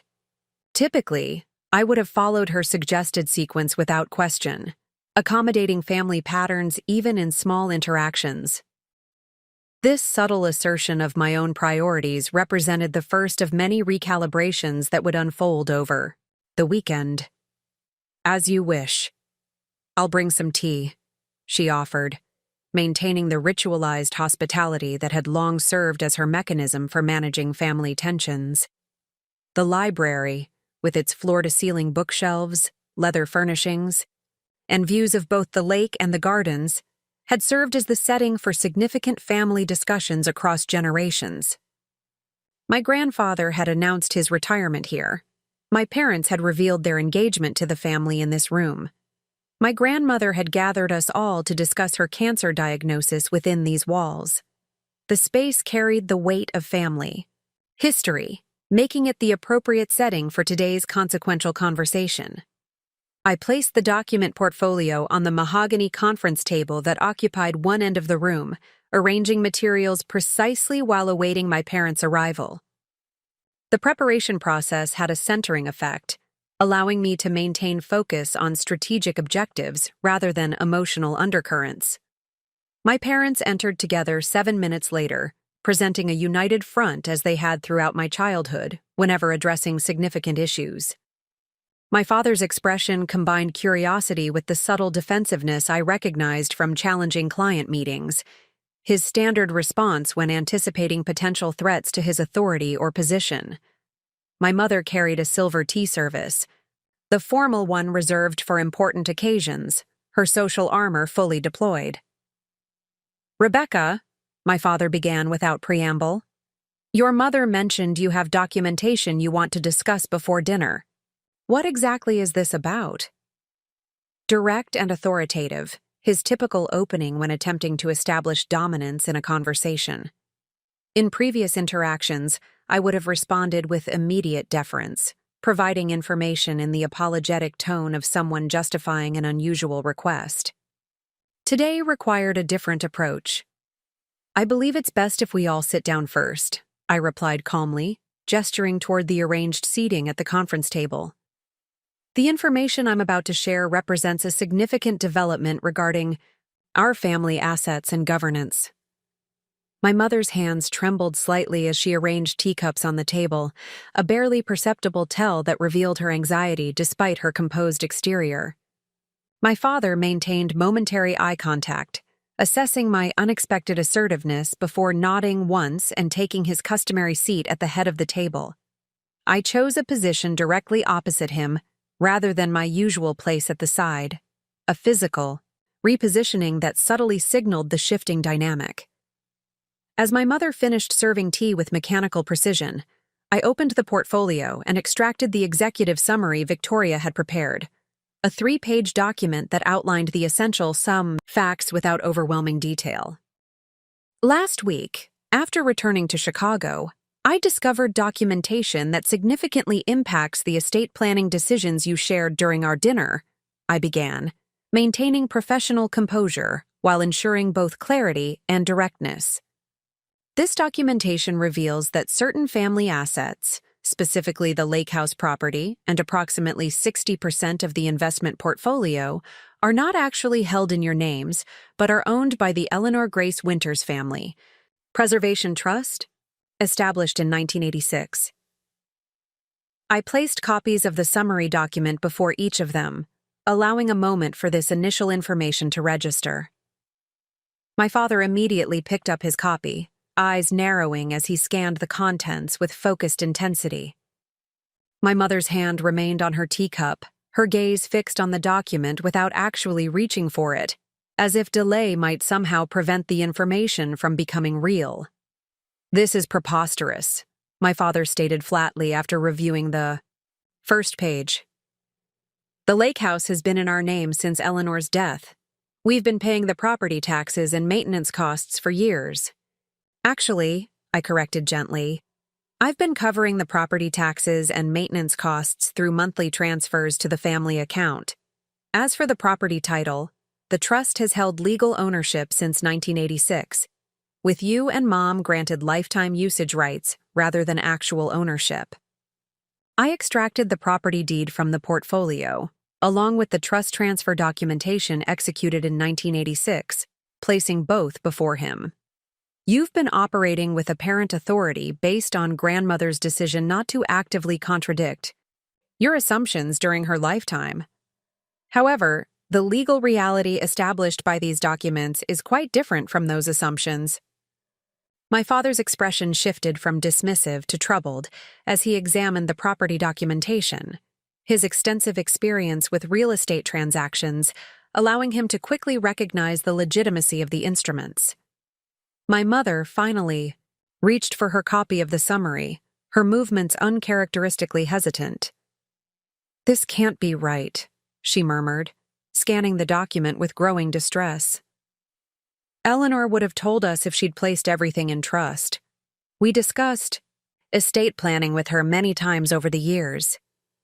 Grandmother's correspondence, which was included in the portfolio I discovered, indicates she made a deliberate choice not to discuss certain aspects of her estate planning with you," I explained, extracting several relevant letters from the portfolio.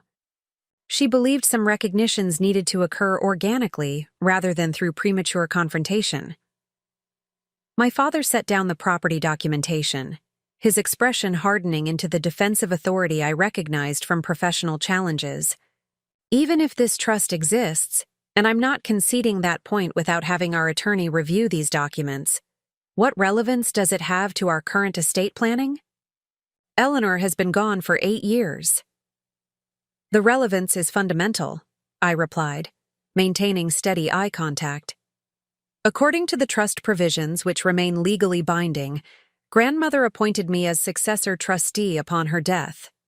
This means I have held legal authority regarding these assets for the past 8 years, though I remained unaware of this appointment until discovering the portfolio last Friday night." I placed the trustee appointment documentation before him, the official certification with its notarized signatures and legal seals providing irrefutable evidence of this arrangement. My father stared at the document with the focused intensity of someone searching for weaknesses or oversights that might undermine its validity.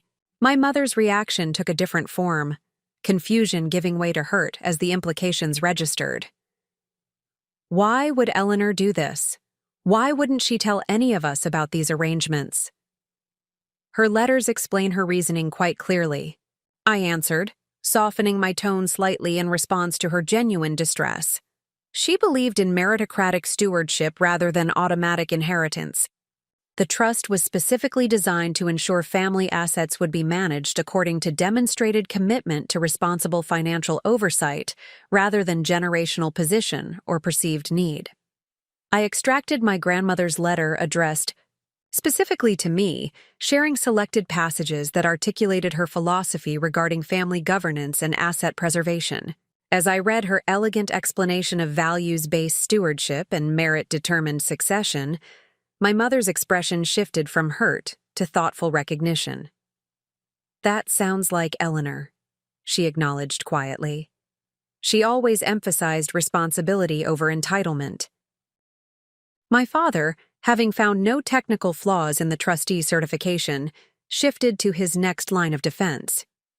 "Even if this trust exists and you've technically been appointed trustee, the fact remains that these arrangements have been dormant for 8 years. We've been managing these assets without interference or objection.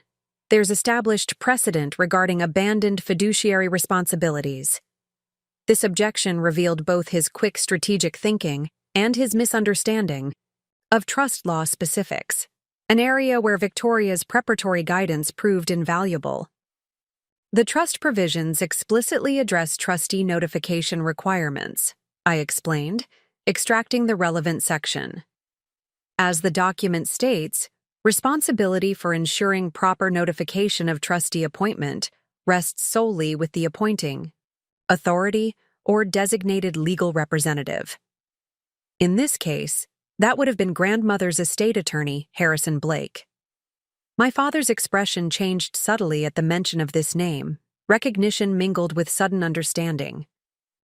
Blake handled Eleanor's estate settlement. He never mentioned any trust arrangements or trustee appointments during the probate process. According to grandmother's correspondence, that omission was deliberate rather than accidental, I continued, presenting a letter addressed to Blake dated just 3 months before her death. She specifically instructed him to maintain the trust's confidentiality until either I discovered the documentation independently or certain family situations arose that would necessitate disclosure. My mother set down her teacup with unusual abruptness, tea sloshing over the rim onto the polished table surface.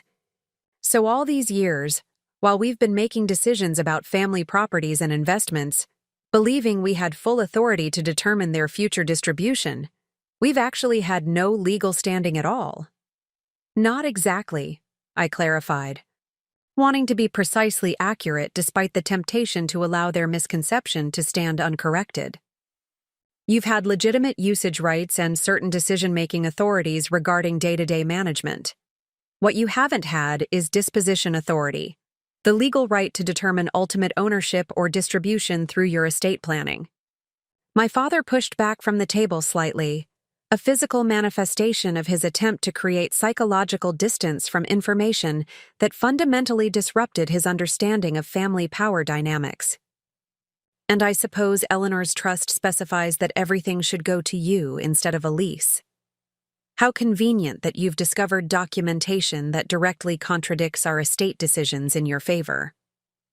The accusation of self-interest provided an important opportunity to clarify both the trust's actual provisions and my own intentions regarding their implementation. The trust doesn't specify me as the ultimate beneficiary, I corrected, extracting the relevant section. It establishes a merit-based assessment process for determining appropriate asset distribution among qualified descendants, specifically defining merit in terms of demonstrated financial responsibility, consistent contribution to family welfare, and genuine commitment to legacy preservation. I met my father's skeptical gaze directly, maintaining both composure and conviction. My role as trustee isn't to claim these assets for myself, but to ensure they're ultimately distributed according to grandmother's established criteria rather than automatic inheritance or perceived need. And you get to make that determination? He challenged, skepticism evident in his tone. As trustee, yes, I have legal authority to implement the assessment process according to the established criteria. However, the trust also provides for independent verification through a committee structure if family members dispute specific determinations. My mother, who had been absorbing this information with uncharacteristic quietness, finally spoke. What does this mean for our current estate planning? For the decisions we've already made regarding Elise?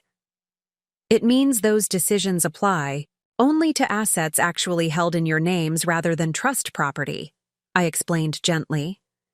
The lake house, majority investment portfolio, and certain other assets specified in the trust documentation will be distributed according to grandmother's established criteria rather than your estate planning provisions.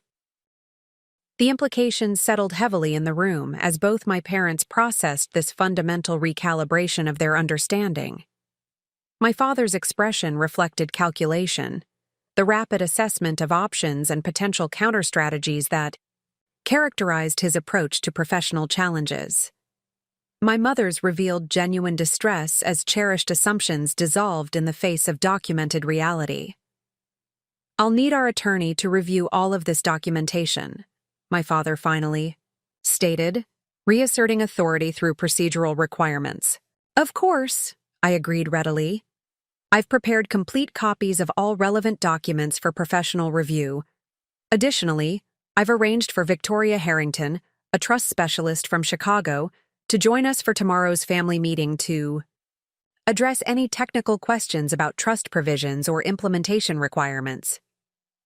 The mention of external legal representation clearly surprised him, suggesting he had anticipated handling this situation through family discussion controlled by his established authority. The introduction of independent expertise represented another recalibration of our typical approach to significant decisions. My mother glanced toward the grandfather clock in the corner of the library, her attention to timekeeper duties representing a retreat to familiar routines amid disorienting revelations. It's nearly time for dinner. Perhaps we should continue this discussion afterward? Actually, I responded with gentle firmness, I believe it's important we establish shared understanding of these fundamental legal realities before engaging in social interaction. The documentation I've presented establishes the actual governance structure for significant family assets. This understanding should inform all subsequent discussions regarding family financial planning and inheritance decisions. My father studied me with new awareness, recognizing that the daughter who had consistently deferred to parental authority despite professional achievement and financial independence had been replaced by someone operating from established legal authority and clear purpose. The shift was subtle but profound, not assertiveness for its own sake, but the appropriate exercise of appointed responsibility. What exactly do you want, Rebecca? He asked finally, setting aside procedural objections for direct engagement, with core objectives. The question presented an opportunity to establish the fundamental difference between my approach and what they had anticipated. I don't want anything in the sense you mean, I explained truthfully. My objective isn't personal acquisition, but appropriate implementation of grandmother's established governance structure. She created a sophisticated system for ensuring family assets would be preserved through merit-based stewardship rather than automatic inheritance or need-based distribution. My responsibility as trustee is to honor that system's purpose and provisions. The grandfather clock in the library chimed 7 times, its resonant tones marking not just the dinner hour, but the transition from revelation to reflection. My parents sat in momentary silence, the documentation spread before them representing a fundamental restructuring of their understanding regarding family governance and asset control. We should move to the dining room, my mother finally said, her instinctive retreat to social ritual providing familiar structure amid disorienting information. The roast will be overcooked. Catherine, my father interjected with unusual gentleness. I believe the current discussion takes precedence over dinner schedules. This small deviation from established patterns, my father prioritizing substantive conversation over my mother's carefully orchestrated social choreography, revealed the significant impact of the revelations. Throughout their 45-year marriage, he had consistently deferred to her authority regarding household matters while she supported his decision-making in financial and professional realms. This momentary role reversal signaled their mutual recognition that ordinary patterns were inadequate for extraordinary circumstances. You're right, of course, she conceded, settling back into her chair with visible effort toward composure. This is clearly more important than dinner timing. My father turned his attention back to me, his expression reflecting both strategic calculation and genuine puzzlement. I still don't understand why Eleanor would create this elaborate trust structure without informing us. We had a close relationship. She was actively involved in our estate planning discussions over the years.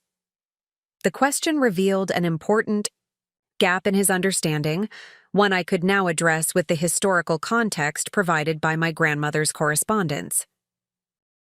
According to her letters, she did attempt to discuss her philosophy about merit-based asset transfer several times, particularly after you and Mom began treating Elise differently than you had me during childhood. I explained, extracting a specific letter from 1997 that documented one such conversation. However, she found you consistently dismissed her concerns about creating imbalanced expectations and entitlement patterns. I offered him the letter, which described in my grandmother's elegant handwriting a particular discussion following Elise's 16th birthday, when our parents had gifted her a new car despite her failing grades and recent disciplinary issues at school. The letter detailed my grandmother's attempt to discuss the potential long-term consequences of rewarding irresponsible behavior with increased privileges and resources. My father scanned the letter, recognition dawning in his expression. I remember this conversation. I told her that different children require different parenting approaches, and that Elise needed encouragement rather than the strict structure that had worked well for you. Grandmother's concern wasn't about parenting styles, but about the messages being communicated regarding responsibility and consequence, I noted. She believed strongly that resources should flow toward demonstrated stewardship capacity rather than perceived need or emotional appeal. My mother, who had been examining another letter from the correspondence section, looked up with an expression of dawning comprehension. She tried to tell us this, didn't she? All those comments about earning privileges and merit-based opportunities that we interpreted as old-fashioned strictness. She was actually expressing her fundamental philosophy about family governance. Exactly, I confirmed. After multiple attempts at direct discussion proved ineffective, she determined that the trust structure would ensure her philosophy was implemented even if you chose a different approach during your lifetime. My father gathered the documents into a neat stack, a physical manifestation of his attempt to organize the challenging information into manageable components.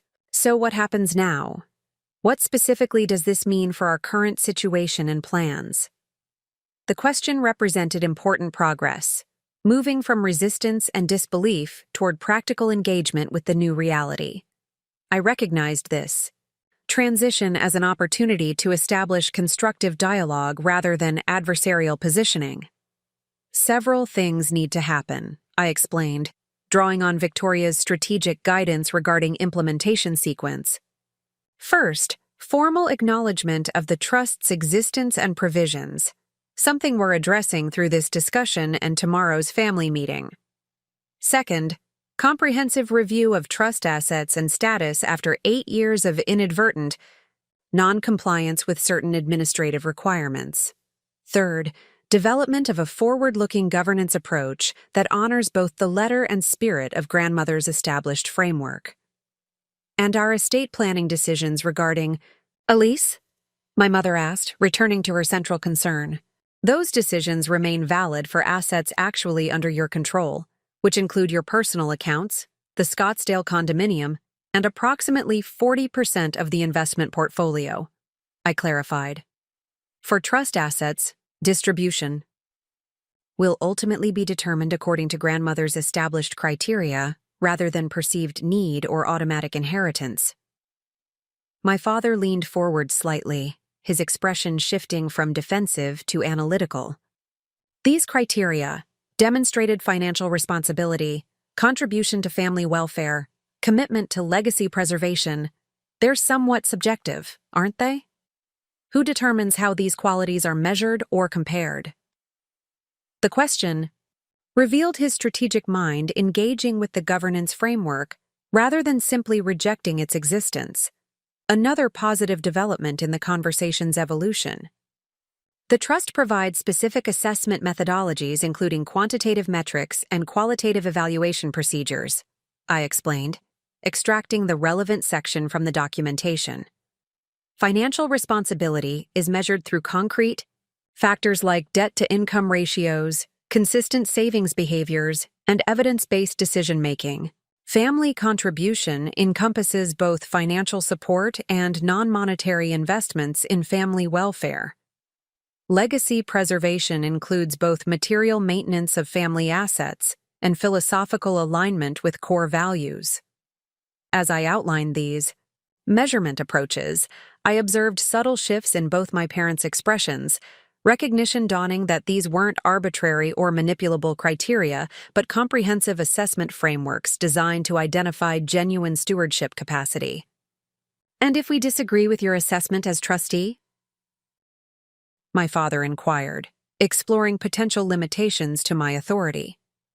"The trust provides for an independent review committee consisting of the family attorney, a financial advisor not currently engaged with family members, and an objective third party with relevant expertise," I replied. "This structure ensures checks and balances within the governance system, while maintaining focus on the established criteria rather than emotional appeals or traditional hierarchies." My mother's gaze moved toward the windows overlooking the lake, the darkening waters reflecting the same transformation occurring in our family's understanding. What had appeared solid and certain revealed as more fluid and complex than previously recognized. "I always thought I understood Eleanor," she said quietly. "We were close for over 40 years. How could I have missed something this fundamental about her approach to family legacy?" The question contained genuine pain rather than defensive. Denial. An opening for compassionate clarification rather than adversarial positioning. "I don't believe you missed it entirely," I offered gently. Grandmother's philosophy was evident in countless interactions and decisions throughout her lifetime.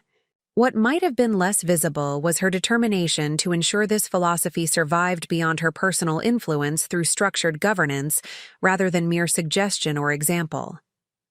My father, who had been reviewing additional trust provisions while we spoke, looked up with an expression of reluctant admiration. "This is remarkably thorough work.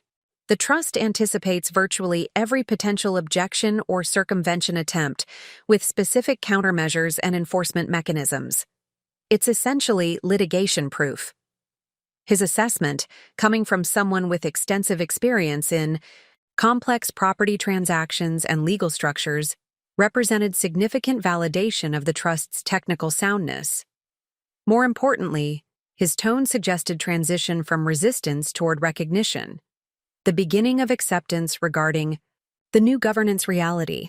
Grandmother worked with specialized counsel over several decades to refine the structure, I acknowledged. The current version represents the culmination of careful development rather than a hasty arrangement. "But why you?" he asked suddenly, the question containing complex layers of meaning. "Why appoint you as trustee rather than a professional administrator or neutral third party?" The question penetrated to the core uncertainty behind his resistance, not just the adjustment of asset control, but the specific transfer of authority to his daughter, reversing the established hierarchy that had defined our relationship throughout my life. "Her correspondence addresses this decision explicitly," I replied, extracting the letter that had most moved me during my initial review, a document written just 6 months before her death, when she knew her time was limited. "I have observed Rebecca's development with particular attention throughout her life," I read aloud from my grandmother's elegant script. "Beyond her professional achievements and financial acumen, she demonstrates the essential quality required for true stewardship, the capacity to maintain balance between authority and responsibility, between preservation and adaptation, between individual achievement and collective welfare. These balanced perspectives are rare in any generation, but particularly valuable in navigating the complex intersection of family legacy and changing circumstances." My mother's eyes glistened with unexpected moisture as these words filled the library, recognition of both my grandmother's clear-eyed assessment and the daughter she had often overlooked while focusing on Elise's more demanding presence. "She saw you very clearly," my mother acknowledged softly, "more clearly than we sometimes have." This simple acknowledgement contained more meaningful recognition than any previous parental praise, an admission not just of my capabilities, but of their own limited perspective. The moment represented a small but significant recalibration in our relationship, a shift from the parent-child dynamic toward adult-to-adult engagement based on genuine recognition rather than established roles. My father, less comfortable with emotional territory, returned to practical considerations. Tomorrow's meeting with Elise will be challenging. She's built certain expectations regarding inheritance that this information completely disrupts. I've anticipated that challenge, I assured him. Victoria Harrington, the trust specialist who will join us tomorrow, has extensive experience with family systems as well as legal expertise. She can help facilitate productive discussion about philosophical purpose rather than merely technical requirements. And your own objectives regarding Elise specifically? My mother inquired with characteristic directness when family protection was concerned. She's still your sister, regardless of legal frameworks or assessment criteria. The question offered an important opportunity to clarify my approach to trustee responsibilities, not as a mechanism for retaliation or advantage, but as a framework for appropriate stewardship across generations. My objective is implementation of grandmother's established system, not predetermined outcomes regarding any specific family member, I explained truthfully. The assessment process is designed to identify and reward genuine stewardship capacity, wherever it exists. If Elise demonstrates the qualities grandmother valued, she'll receive appropriate recognition through asset allocation. If she doesn't currently meet those criteria, the system includes development opportunities rather than simple exclusion. This explanation seemed to reassure my mother, her protective instincts regarding Elise momentarily satisfied by the inclusion of development pathways rather than absolute determination. My father's expression remained more calculated, suggesting ongoing assessment of strategic implications rather than immediate acceptance. We should move to dinner, he finally stated, gathering the documents into a neat stack and rising from his chair. We'll need clear heads and sufficient energy for tomorrow's discussion. This practical suggestion reflected his typical approach to complex challenges, ensuring basic needs were addressed to maintain optimal function during extended problem-solving. It also signaled his recognition that immediate resolution was neither possible nor advisable, creating space for reflection and adaptation before the more complicated family meeting ahead. As we moved toward the dining room, I observed subtle shifts in both posture and interaction patterns that revealed the initial impact of our conversation. My father, typically dominating physical and conversational space, moved with slightly less certainty. My mother, usually orchestrating social choreography with confident precision, glanced toward me occasionally as if recalibrating her understanding of my position within the family system. The elegant dining room, with its lake views now visible only as distant lights reflected on dark water, welcomed us with the familiar comfort of tradition.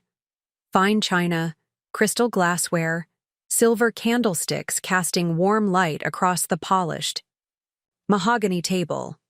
Yet even this carefully maintained setting now carried new significance as trust property rather than personal possession. A physical manifestation of the governance reality we were just beginning to process. I hope you're still partial to roast beef, my mother commented as we settled into our places, reaching for familiar social patterns amid unfamiliar relational territory.